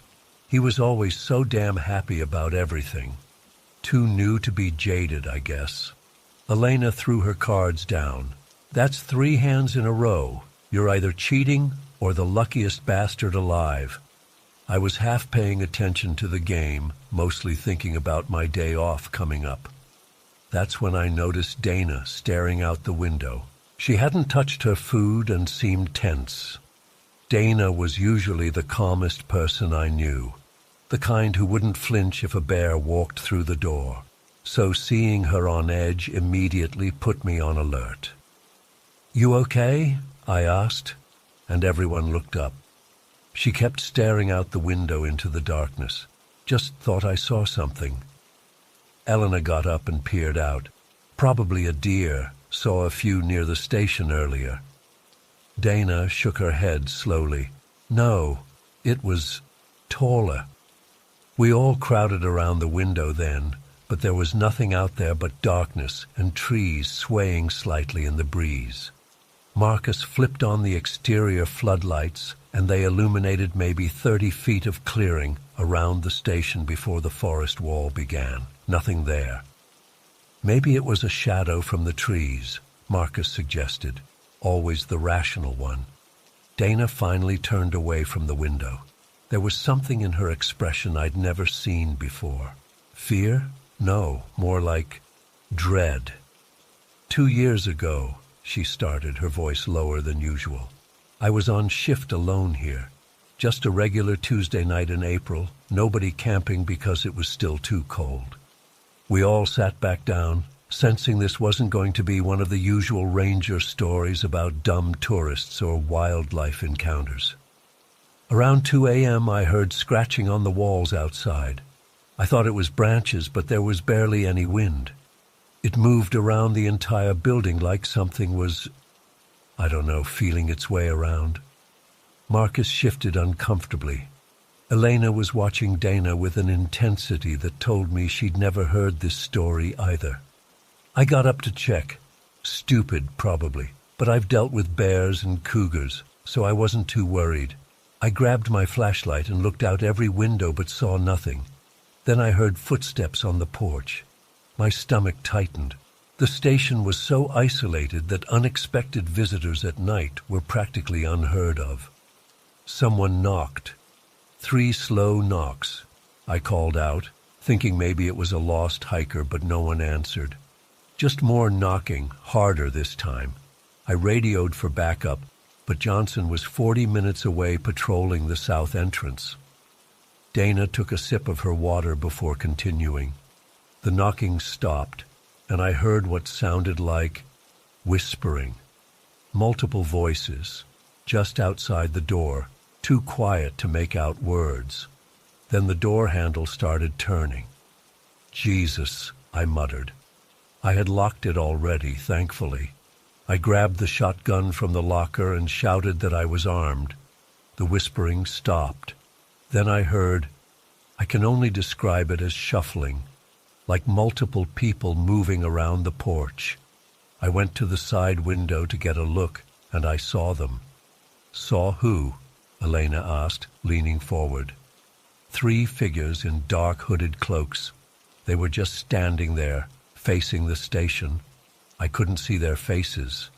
They were holding something, little objects in their hands. Marcus laughed nervously. Come on, hooded figures. Sounds like some kids playing a prank. Dana's face remained dead serious. These weren't kids, Marcus. They were tall, adult-sized at least, and they moved wrong, too fluid, too coordinated, like they were all parts of the same thing. I felt the hairs on my neck stand up. Dana wasn't one for ghost stories or exaggeration. What happened next? I asked. I pointed the shotgun at the window so they could see it. They stood there for maybe 10 more seconds. Then all 3 turned in perfect unison and walked into the tree line. I watched that area for an hour, but they never came back. Johnson arrived and we searched the perimeter but found nothing except... She paused, looking uncomfortable. Except what?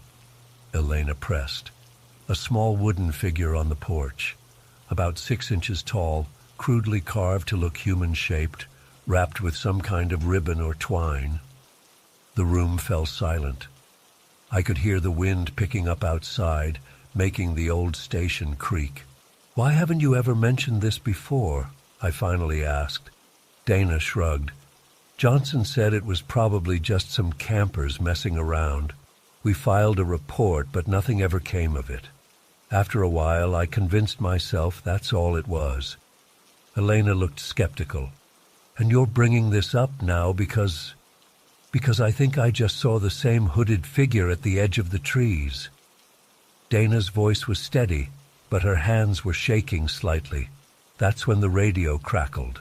We all jumped. It was just the regular check-in from headquarters, which Elena handled while the rest of us sat in uncomfortable silence. After she finished, Elena said, Look, I've been here 5 years and never seen anything like what you're describing, Dana. But if it makes everyone feel better, let's do a perimeter check. It was standard procedure anyway. We were supposed to do one at 10 p.m. It was 9:47, close enough. We all grabbed our flashlights and jackets. Marcus and I took the shotguns from the locker. Not unusual for night patrols because of wildlife, but tonight they felt more necessary than ever. The moment we stepped outside, I knew something was off. The forest was completely silent. No insects buzzing, no night birds, no distant howls of coyotes, just nothing. Anyone who's spent time in forests knows they're never truly silent, especially in spring. You hear that? I whispered. Marcus nodded. Nothing to hear. Weird. We split into pairs, Elena with Marcus taking the east side, Dana and I taking the west. We agreed to meet at the back of the station in 10 minutes. Dana and I walked slowly, sweeping our flashlights across the ground and into the trees. That's when I noticed the footprints in the mud near the edge of the clearing. Dana, I said quietly, pointing my light down. They were barefoot human prints, adults by the size, and fresh. The disturbing part was how they came from the forest, went in a straight line toward the station, stopped about 15 feet from the building, then turned and went back the same way. Dana's face went pale in the flashlight beam. Without a word, we followed the tracks to where they disappeared into the tree line. Just inside the forest, hanging from a low branch, was a small wooden figure. It looked exactly like what Dana had described, a crude human shape carved from what looked like pine, with dark twine wrapped around its middle and neck. It swayed slightly in the breeze, even though I couldn't feel any wind where we stood. "We need to go back," Dana whispered. "Now." As we turned, I glimpsed movement deeper in the trees, a tall shape moving between trunks, then another, too big for deer, too fluid for a bear. "Run!" I said, and we both bolted back to the station. We nearly crashed into Elena and Marcus, who were running from their side.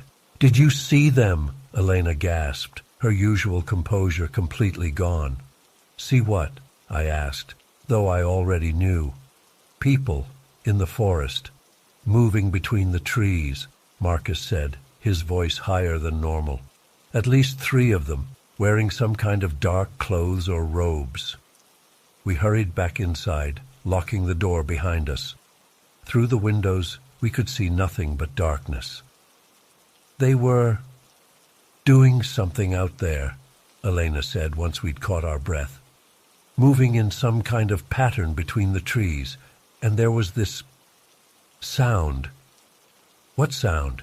Dana asked sharply. Like humming or chanting, really quiet, but all of them doing it together." Marcus nodded. "We found footprints too, and this."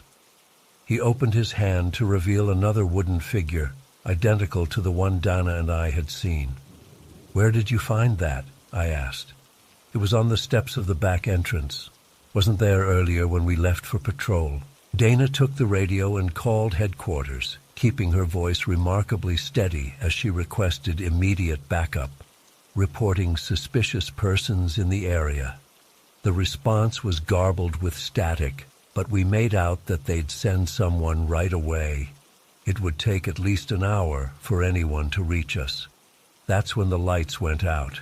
The backup generator kicked in after a few seconds, but the exterior floodlights stayed dark.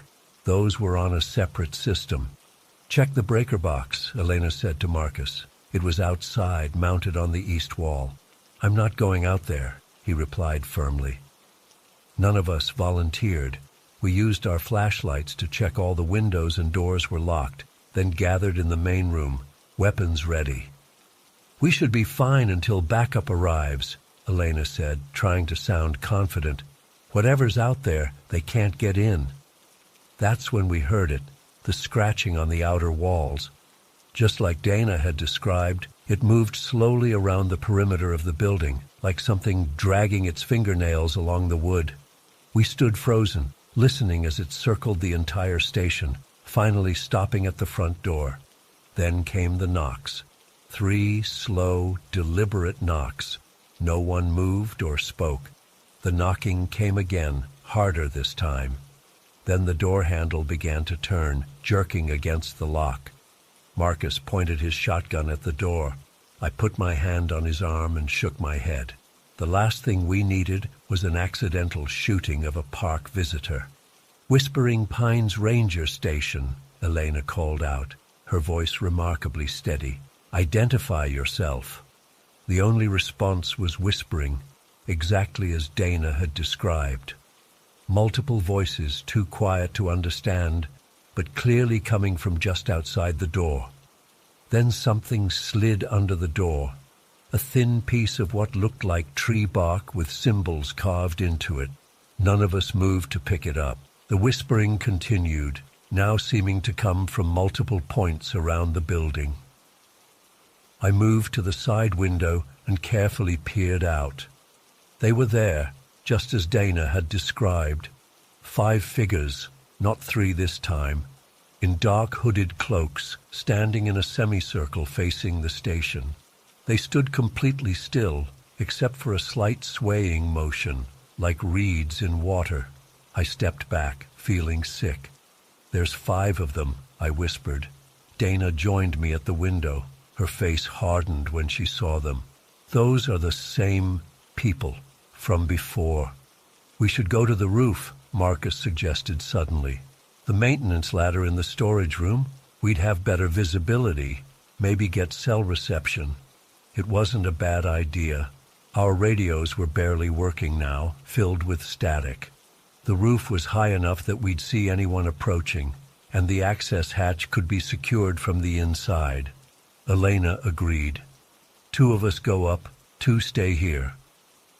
Dana and I volunteered to check the roof. I grabbed the shotgun, and we climbed the metal ladder in the storage closet that led to a hatch. The night air hit me like a physical thing when I pushed open the hatch. It was cold, much colder than it should have been for late May. The roof was flat with a slight pitch, surrounded by a short barrier. From here we could see the entire clearing around the station and the first few yards of forest in the moonlight. They were still there, the hooded figures, but now they had spread out to completely encircle the building. None of them moved as we emerged, but I had the distinct feeling they were watching us. Dinah grabbed my arm suddenly. "Look," she whispered, pointing toward the forest edge. More figures were emerging from between the trees. 3, then 5, then more, until at least 15 hooded shapes stood at the tree line. They began to sway in unison, a gentle back-and-forth motion, and the whispered chanting grew louder. I tried my cell phone. No signal, as expected. The radio produced nothing but static when I tried to call for help again. "We need to see their faces," Dana said suddenly. "I need to know what they are." Before I could stop her, she pulled out her flashlight and directed its beam at the nearest figure. The hood was empty. I don't mean there was nothing there. I mean it was literally just fabric draped over nothing, hovering in the air as if worn by an invisible body. The sleeves hung down with nothing filling them, yet they moved with purpose. Dana made a small, choked sound. I grabbed her and pulled us both down below the roof edge. "We need to get back inside," I hissed. "Now!" We scrambled back to the hatch. Just as Dana was climbing down, one of the wooden figures came flying through the air, clattering onto the roof a few feet from us. Then another, and another. Small wooden totems began raining down on the roof from all directions, dozens of them clattering against the surface like hail. I practically shoved Dana through the hatch and followed, pulling it shut and securing the lock just as something heavy landed directly above it. Elena and Marcus were waiting at the bottom of the ladder, faces pale. "They're all around us," I said, trying to keep my voice from shaking. "At least 15 of them, and they're not people." "What does that mean?" Marcus demanded. Before I could answer, a new sound filled the station, the sound of dozens of hands slapping against every outer wall simultaneously. It was deafening, like a sudden rainstorm, but more deliberate, more coordinated. We huddled in the main room, weapons pointed at the doors and windows, even though we all knew they'd be useless. The slapping continued for what felt like hours, but was probably only minutes, then stopped as abruptly as it had started. The silence that followed was somehow worse. Then came the whispering again, but this time it was inside the station, coming through the air vents, the cracks under the doors, seeping through the very walls. I couldn't understand the words, but they felt ancient, like a language that existed before humans had names for things.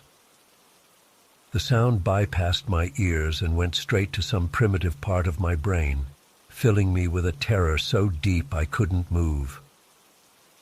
Elena suddenly gasped and pointed to the corner of the room. A tendril of what looked like black smoke was seeping through a crack in the wall, curling into the room like a living thing. More began appearing from other cracks and vents. thin, writhing streaks of darkness moving with deliberate purpose. "The storage room," Marcus yelled. "It has no windows or outside vents." We ran there, slamming the door behind us. It was a small space filled with equipment and supplies, but it was the most interior room in the station. The darkness outside the door grew more intense. We could see it through the crack beneath, pooling like liquid shadow, occasionally bulging as if something was pushing against it. We stayed in that storage room all night. None of us slept. We just sat there, listening to the whispering that never quite formed words, watching the darkness pulse beneath the door, jumping at every creak and groan of the old building. Around 3 a.m., the wooden walls began to warp. I don't know how else to describe it. The solid pine planks started to bend inward, as if immense pressure was being applied from outside. The nails creaked, the wood groaned, but somehow it held. By dawn, the whispering had stopped. The darkness beneath the door had receded. The only sound was our own ragged breathing. None of us wanted to be the first to open the door, but finally, Elena did. The main room was empty, everything seemingly normal, but covered in a fine layer of what looked like black ash. It coated every surface, forming intricate spiral patterns on the floor and walls. The front door stood wide open, though we'd locked it the night before. Outside, the forest looked normal in the morning light. Birds were singing. No hooded figures, no wooden totems. If not for the black ash and our shared experience, I might have thought it was all a nightmare. We found more than 30 wooden figures scattered around the building. Without discussing it, we gathered them up and burned them in the station's wood stove. By unspoken agreement, we all packed our things. None of us said it out loud, but we all knew we couldn't stay there another night. I wrote my resignation letter on a piece of notebook paper. So did the others. We left them on the desk, along with our badges. When the relief shift arrived at noon, looking confused at finding all 4 of us waiting outside with our bags packed, we gave them a story about family emergencies. I don't think they believed us, but none of us were capable of explaining what had really happened. We drove away from Whispering Pines in separate cars. I haven't spoken to Elena, Marcus, or Dana since, though I did get a single text from Dana about a month later. All it said was, "They followed me home. They're outside my window every night now. Do you see them too?" I never replied. I was too afraid to tell her that, yes, sometimes I catch glimpses of hooded shapes in my peripheral vision, that sometimes I wake up to find my apartment unnaturally cold and the smell of pine and earth in the air, that I've found small scrapings of wood on my doorstep 3 times now. I don't know what those things in the forest were. I don't know what they wanted. But I know they're ancient and patient, and that whatever ritual they were performing that night isn't over. I'm moving again tomorrow. I don't think it will help, but I have to try. If you're ever hiking in Whispering Pines and come across the ranger station, don't stay after dark. And if you hear whispering in the trees, run. Don't look back. Just run. I've been debating whether to share this for weeks now. It's been almost 2 months since it happened, but I still get chills thinking about it. I guess writing it down might help me process everything. My boyfriend Dylan and I love camping. We've been doing weekend trips for about 3 years now, mostly to established campgrounds within a few hours of Portland. Nothing too wild, just your basic tent setup, campfire cooking, hiking during the day, that kind of thing. We're not exactly wilderness experts, but we're comfortable enough outdoors. Last September, Dylan's co-worker Jake kept raving about this untouched paradise in Crescent Valley. According to him, it was this hidden gem where you could camp without bumping into another soul for days. No noisy families, No RVs, just pure wilderness. After a particularly rough month at work, it sounded exactly like what we needed. Jake gave Dylan some vague directions. Drive about 4 hours east, take these specific unmarked Forest Service roads, and there's this perfect clearing near a small creek. He said cell service would be spotty, but promised the remoteness was worth it. In hindsight, I wish we'd asked more questions, or at least told more people exactly where we were headed. We left Portland early on a Saturday, our Subaru packed with our gear. The first few hours were normal, highways, then progressively smaller roads, then gravel. The weather was perfect, cool but sunny, typical early fall. I remember feeling excited as the towns got smaller and farther apart, watching the landscape change from suburbs to farmland to dense forest. About 3.5 hours in, we turned onto a narrow dirt road that didn't show up on Google Maps. Dylan had written down Jake's directions, and we were following them step by step. The road was rough, all mud and potholes, and I remember joking that we were probably the only people crazy enough to drive out here. That's when we saw her. There was a beat-up pickup truck pulled over on the side of the road, and a woman was just standing beside it, not doing anything, not checking under the hood, not on her phone, just standing completely still, staring in our direction. She was maybe in her 50s, wearing a dark jacket and jeans, but what struck me was her face. Even from inside our car, I could feel something was off about her expression. It wasn't friendly or distressed like you'd expect from someone whose truck had broken down in the middle of nowhere. It was intense, watching. "Should we stop and see if she needs help?" I asked Dylan, though something in me really didn't want to. "She didn't wave us down," he said, slowing a bit. "And there's someone in the driver's seat, look." He was right. As we passed, I could see the silhouette of someone else sitting behind the wheel. The woman never moved, just turned her head to follow our car with her eyes. We didn't stop. "That was weird, right?" I asked once we were around a bend. "Maybe they're just taking a break," Dylan said, but he sounded unsure. "Cell service probably doesn't reach out here if they're having car trouble." We drove another 20 minutes deeper into the forest, the road getting worse, before finally finding the clearing Jake had described.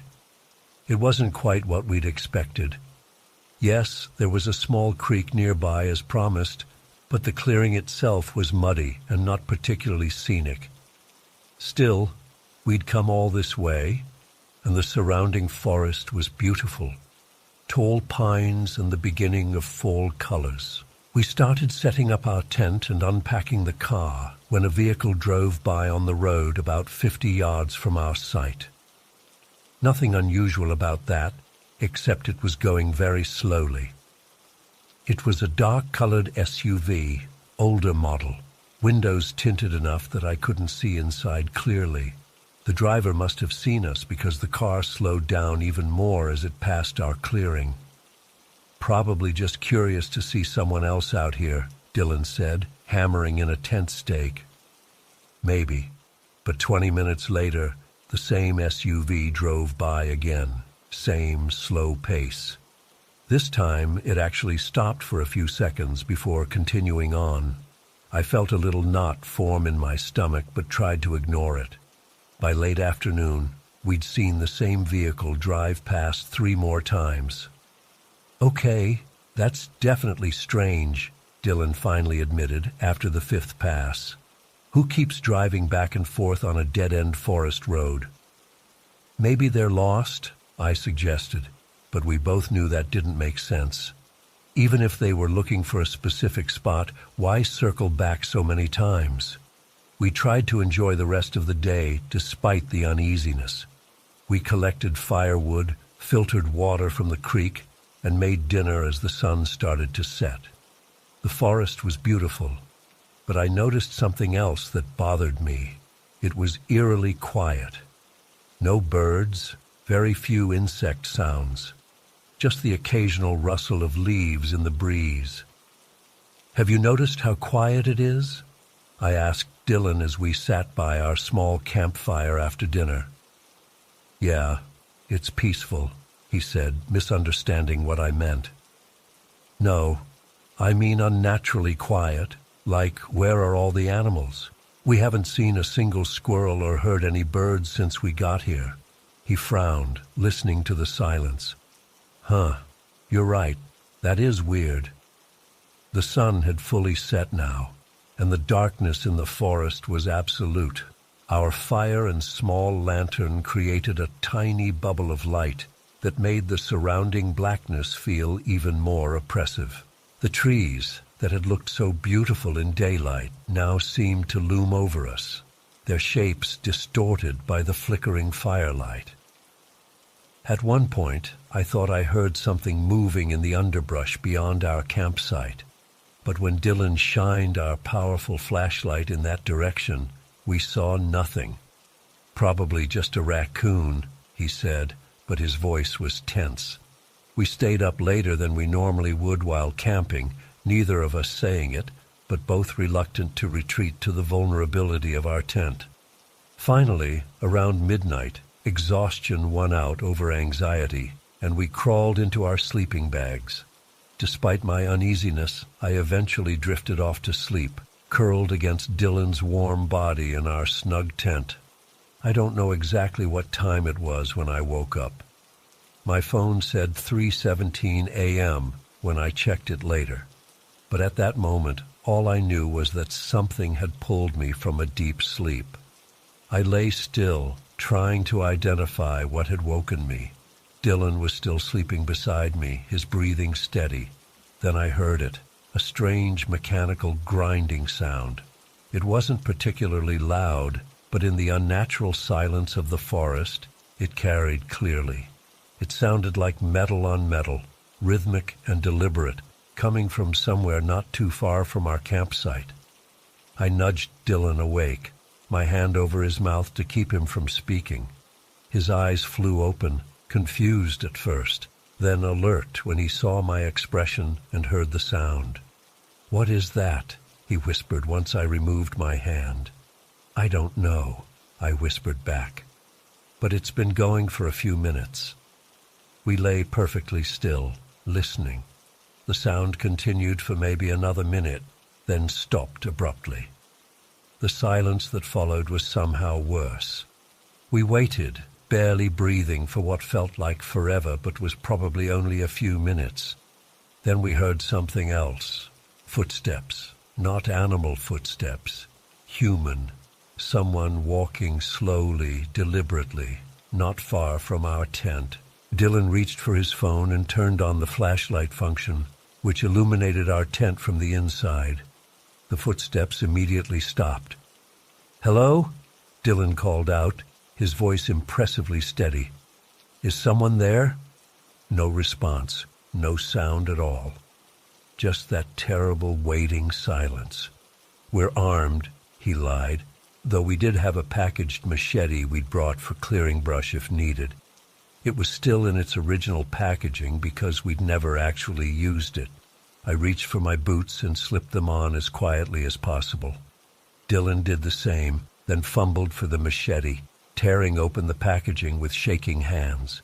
The crinkling plastic sounded impossibly loud in the silence. We sat frozen for several more minutes, listening intently. Eventually, Dylan whispered, "I'm going to look outside." I grabbed his arm. "Don't, please. We can't just sit here all night," he reasoned. "Maybe it was nothing. Maybe we're freaking ourselves out over a deer or something." He unzipped the tent flap slowly, the sound painfully loud in the stillness. Cold night air rushed in as he poked his head out, flashlight in one hand, machete in the other. "I don't see anything," he whispered, moving the beam of light in a slow arc across our campsite. I crawled forward to look out beside him. Our campsite looked exactly as we'd left it. The dead fire pit, our cooler, the camp chairs, everything seemed untouched. Dylan's flashlight beam caught something reflective on the ground near one of the chairs. "What's that?" I whispered. Dylan cautiously stepped out of the tent, and I followed, both of us scanning the darkness beyond the reach of the flashlight. He approached the object, then stooped to pick it up. It was an empty beer can, a Coors Light. "Did you bring beer?" I asked, though I already knew the answer. We had brought 2 bottles of wine, but no beer. "No," Dylan said, turning the can over in his hand. "And this is fresh, still cold." A chill that had nothing to do with the night air ran through me. Someone had been in our camp while we slept. Someone had sat in our chairs, drinking beer, watching our tent, and they might still be nearby, watching us right now from the darkness. "We need to leave," I said, my voice barely audible. "Right now?" Dylan nodded, his face pale in the flashlight's glow. "Pack only what we need. Leave the rest." We moved quickly, grabbing only the essentials, our sleeping bags, phones, wallets, car keys. We left the tent standing, abandoned the cooler and most of our gear. I was so focused on getting to the car that I didn't even care about leaving behind expensive equipment. As we threw our few belongings into the back seat, I kept feeling like someone was watching us from the tree line. The darkness between the trees seemed to shift and move, but whenever I looked directly at it, there was nothing there. Dylan fumbled with the keys, his hands shaking so badly he dropped them. The small metallic sound seemed to echo through the clearing. When he finally got the engine started, the headlights illuminated a section of the forest in front of us, empty as far as we could see. We pulled away from the campsite fast, tires spinning in the mud before finding purchase. Dylan drove much too quickly for the rough road, the Subaru bouncing and sliding, but neither of us cared. I kept looking out the back window, half expecting to see headlights following us, but there was only darkness. What about the woman by the truck? I suddenly remembered. What if they're still on this road? "We'll deal with that if we have to," Dylan said grimly, gripping the steering wheel so tightly his knuckles were white. The machete lay on the console between us. The drive out seemed to take forever, each bend in the road bringing fresh anxiety. What if the road was blocked? What if someone was waiting for us? I kept checking the rearview mirror, convinced I would see headlights gaining on us. We did pass the spot where we'd seen the truck earlier, but it was gone now. I didn't know if that was reassuring or more frightening. When we finally reached the main highway, it was just past 4 a.m. We drove straight back to Portland without stopping once, the rising sun finding us still silent, processing what had happened. In the daylight, part of me wanted to rationalize everything. Maybe the beer can had been there all along and we hadn't noticed it. Maybe the grinding sound was some kind of forest equipment in the distance. Maybe the SUV that kept driving by was just lost campers. But I know what I felt. I know what we experienced. Someone was there that night. Someone had been watching us, stalking us, perhaps planning something worse before we escaped. We never reported it to the police. What would we even say? We were trespassing on remote forest land, heard some strange sounds, found a beer can, and ran away. It sounds ridiculous when laid out like that. But the terror I felt was real. Dylan tried to talk to Jake about it when he returned to work, but Jake acted confused, claiming he'd never been to Crescent Valley and had no idea what Dylan was talking about. He denied ever giving us directions or recommending the spot. Dylan is convinced Jake was playing some kind of sick prank, but I'm not so sure. Something about the whole situation feels even more sinister than that. We've gone camping since then, but only in established campgrounds with plenty of other people around. I don't think I'll ever again see the isolation of the wilderness as peaceful rather than threatening. When you're that far from help, You're vulnerable in ways city people like us rarely have to consider. Sometimes I still wake up at night thinking I hear that grinding metallic sound. Dylan says it was probably just someone with an ATV or a chainsaw, someone who was equally startled to discover campers in what they considered their territory. Maybe he's right, but I can't shake the feeling that whatever was out there in those woods was hunting us.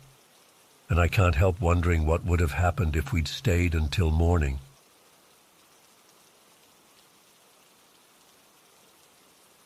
I've worked as a park ranger at Shadow Peak Campground for almost 15 years now.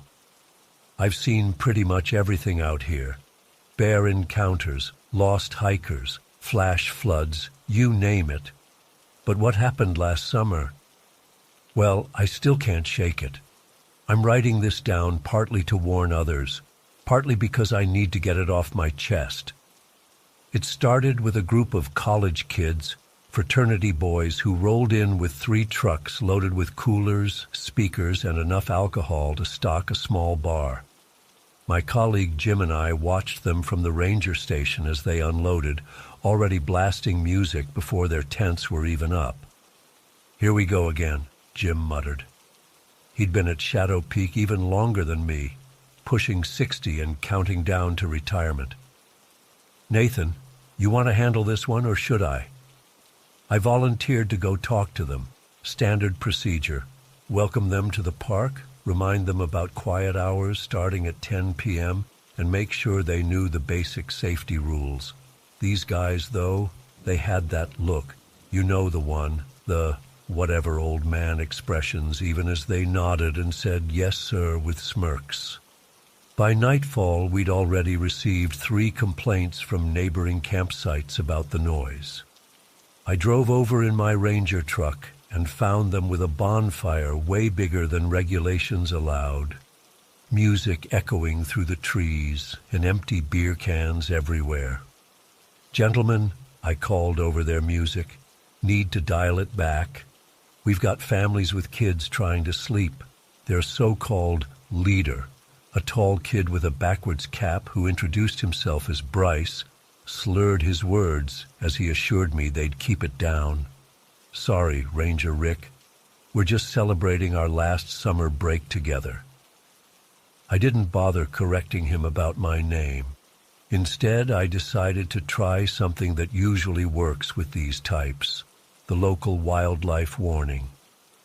"Just so you know," I said, lowering my voice, "we've had reports of ghost cats in this area." That got their attention. One of them turned down the music. "Ghost cats?" Bryce asked. "Mountain lions," I explained. "We call them ghost cats because you never hear them coming. They're attracted to noise and food smells. They'll stalk a noisy camp for hours before making their move." I watched their faces, saw the flicker of concern, but then Bryce laughed. "Dude, we're like 12 guys here. No cat's going to mess with us." His buddies joined in the laughter. One of them cranked the music back up. I returned to the station annoyed. Jim could tell from my face that it hadn't gone well. "Let me guess," he said. "The ghost cat warning didn't work?" "Nope. These guys think they're invincible." We sat in silence for a bit. The complaints kept coming in via radio. Around midnight, Jim suddenly sat up straight. "I've got an idea," he said with a gleam in his eye that I should have recognized as trouble. "Remember that mountain lion that was hit on the highway last month? The one they taxidermied for the visitor center?" I nodded.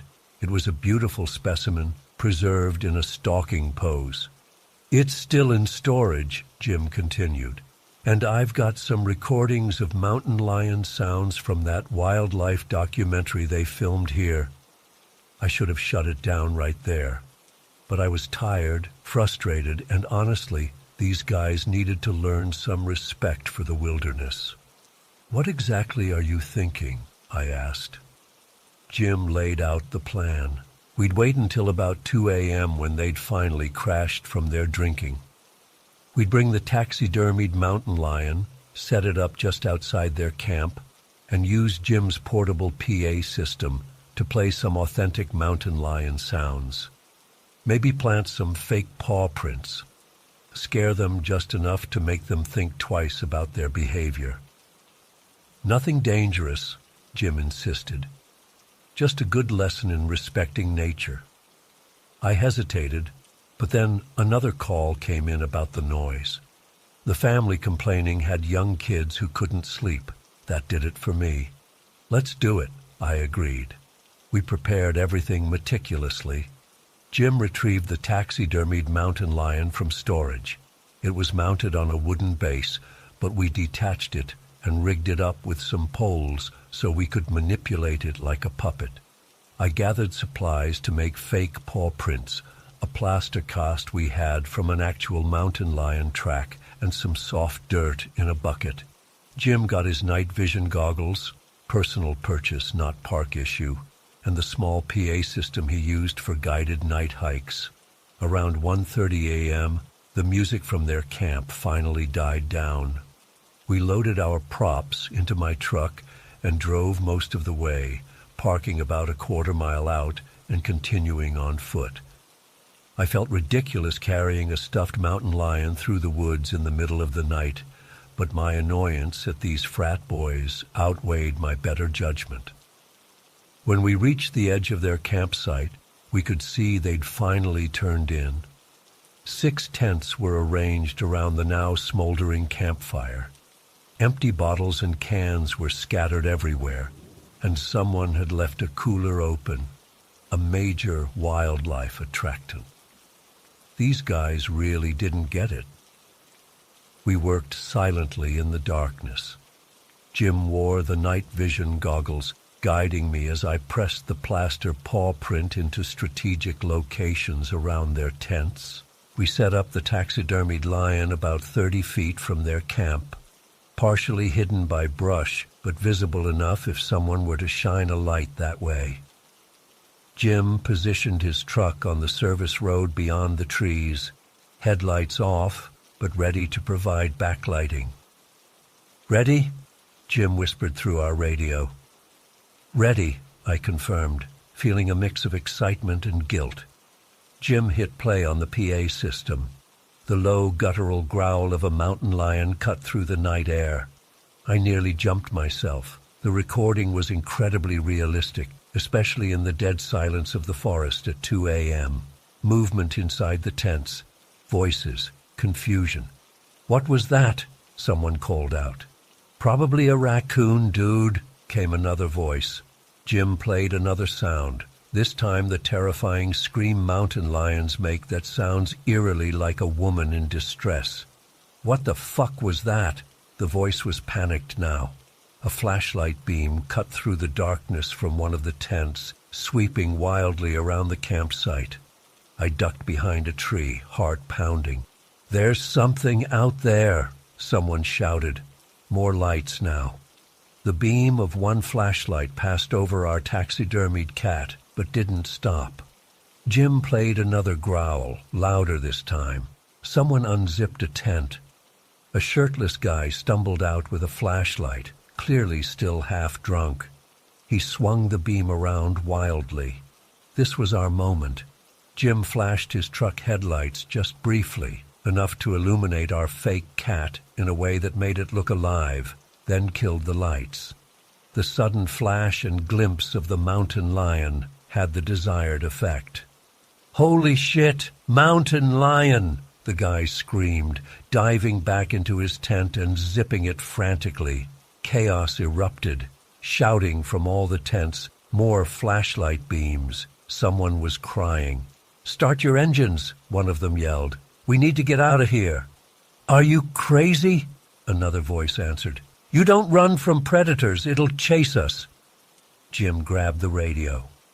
"Nathan," he whispered, "I'm going to walk around to the other side and make some noise. Make them think there are multiple cats." Before I could respond, he was moving through the brush. I stayed put, watching the panic unfold. "Bryce, what do we do, man?" Someone whimpered from inside a tent. "Everyone stay in your fucking tents," Bryce shouted, his earlier bravado completely gone. "They can't get through the fabric." I almost laughed at that. A determined mountain lion could tear through a tent like tissue paper. Jim was in position now. He played another recording from the opposite side of the camp.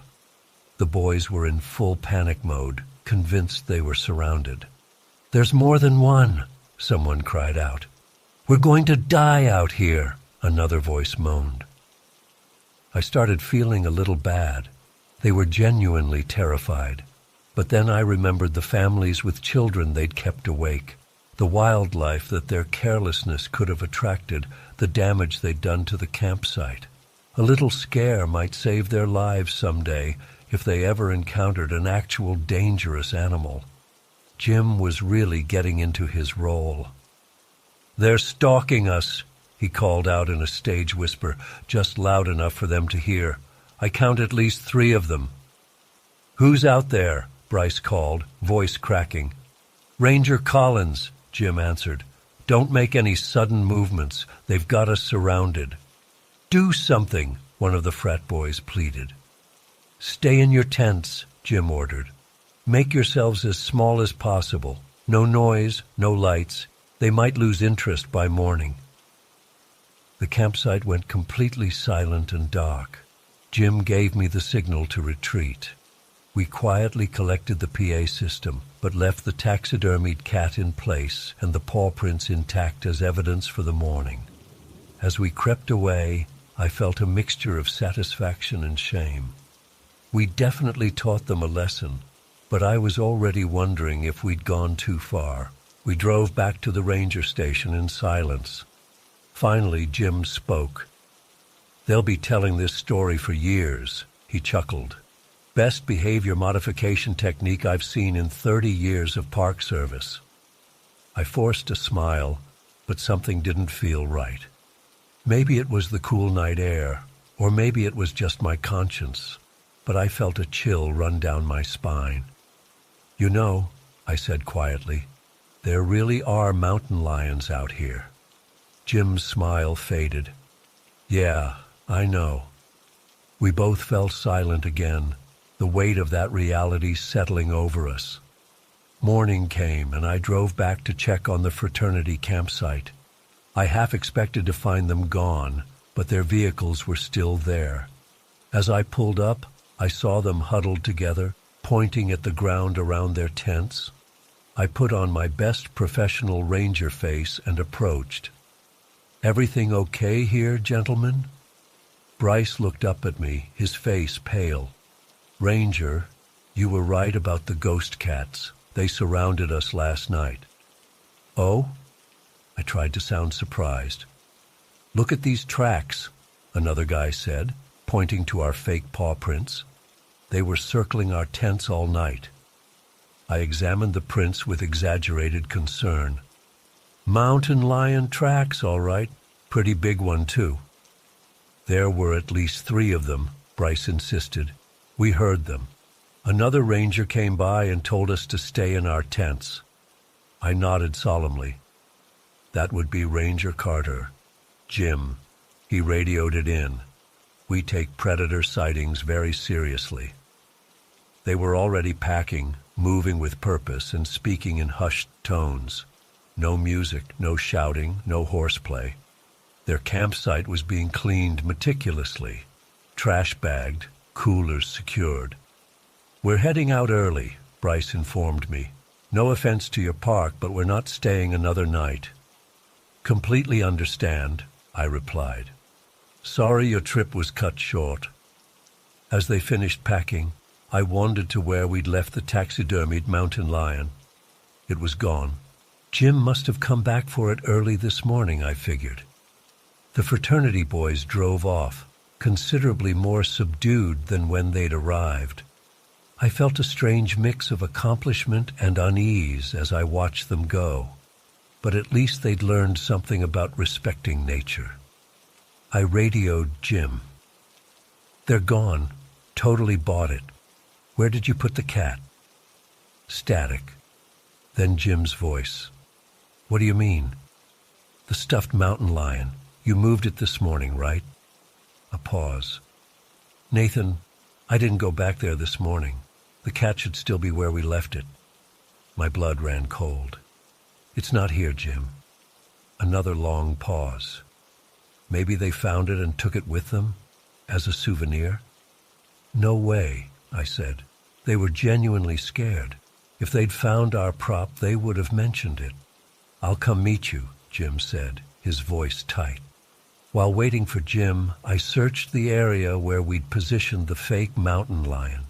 The brush was disturbed, but there was no sign of the taxidermied cat. What I did find made my heart stop. Fresh mountain lion tracks, real ones, not our fakes. And they weren't just random. They were overlapping some of our planted fake tracks, as if the real mountain lion had been following the same path we'd created. Jim arrived in his truck. I showed him the tracks without saying a word. His face went ashen. "That's not possible," he whispered. But there they were, and something else caught my eye. Drag marks leading into the denser forest, with tufts of fur caught on low branches. The taxidermied cat had been taken, dragged away by something. We followed the trail for about 50 yards before it disappeared into a rocky area where we couldn't track it anymore. Jim and I stood there in silence, the hair on the back of my neck standing up. "We need to report this," I finally said. "Report what?" Jim asked. "That we used park property for a prank and now it's missing? That we potentially attracted a real predator to a campsite full of people with our recordings?" He was right. We were in serious trouble if the truth came out. "So what do we do?" I asked. Jim looked back toward the empty campsite. "Nothing. The cat's gone. The campers are gone. No one got hurt. We write it off as inventory missing from storage." I wanted to protest, but what could I say? We'd broken about a dozen regulations with our little stunt. That night, I couldn't sleep. I kept thinking about those overlapping tracks, about what might have been watching us while we set up our prank, about what could have happened if a real mountain lion had decided those fraternity boys were easy prey. The next day I went back to the area again, alone. I searched more extensively for any sign of the taxidermied cat. Nothing, but I found something that still gives me nightmares. About a quarter-mile from the campsite in a small clearing, I found a patch of disturbed ground, and arranged in a perfect circle around this patch were paw prints. Real mountain lion paw prints. At least 3 different sets, judging by the sizes. And in the center of this circle was a single human boot print that matched the tread pattern of the boots Jim and I had been wearing. It was as if the mountain lions had been studying our tracks, just as we'd studied theirs to make our fake prints. That was 6 months ago. I haven't told anyone about this, not even Jim. The fraternity boys probably tell their story about the night they were surrounded by mountain lions at Shadow Peak. They don't know how close to the truth they might actually be. I still work at Shadow Peak. I still warn campers about ghost cats. But I don't joke about it anymore. And sometimes on my night patrols, I get the distinct feeling that I'm being watched, studied, mimicked. I think about that missing taxidermied mountain lion and wonder, what if they're learning from us, just as we learn from them? What if our prank inadvertently taught the real predators something about hunting humans? I don't sleep well these days, and I never, ever use predator calls in these woods anymore.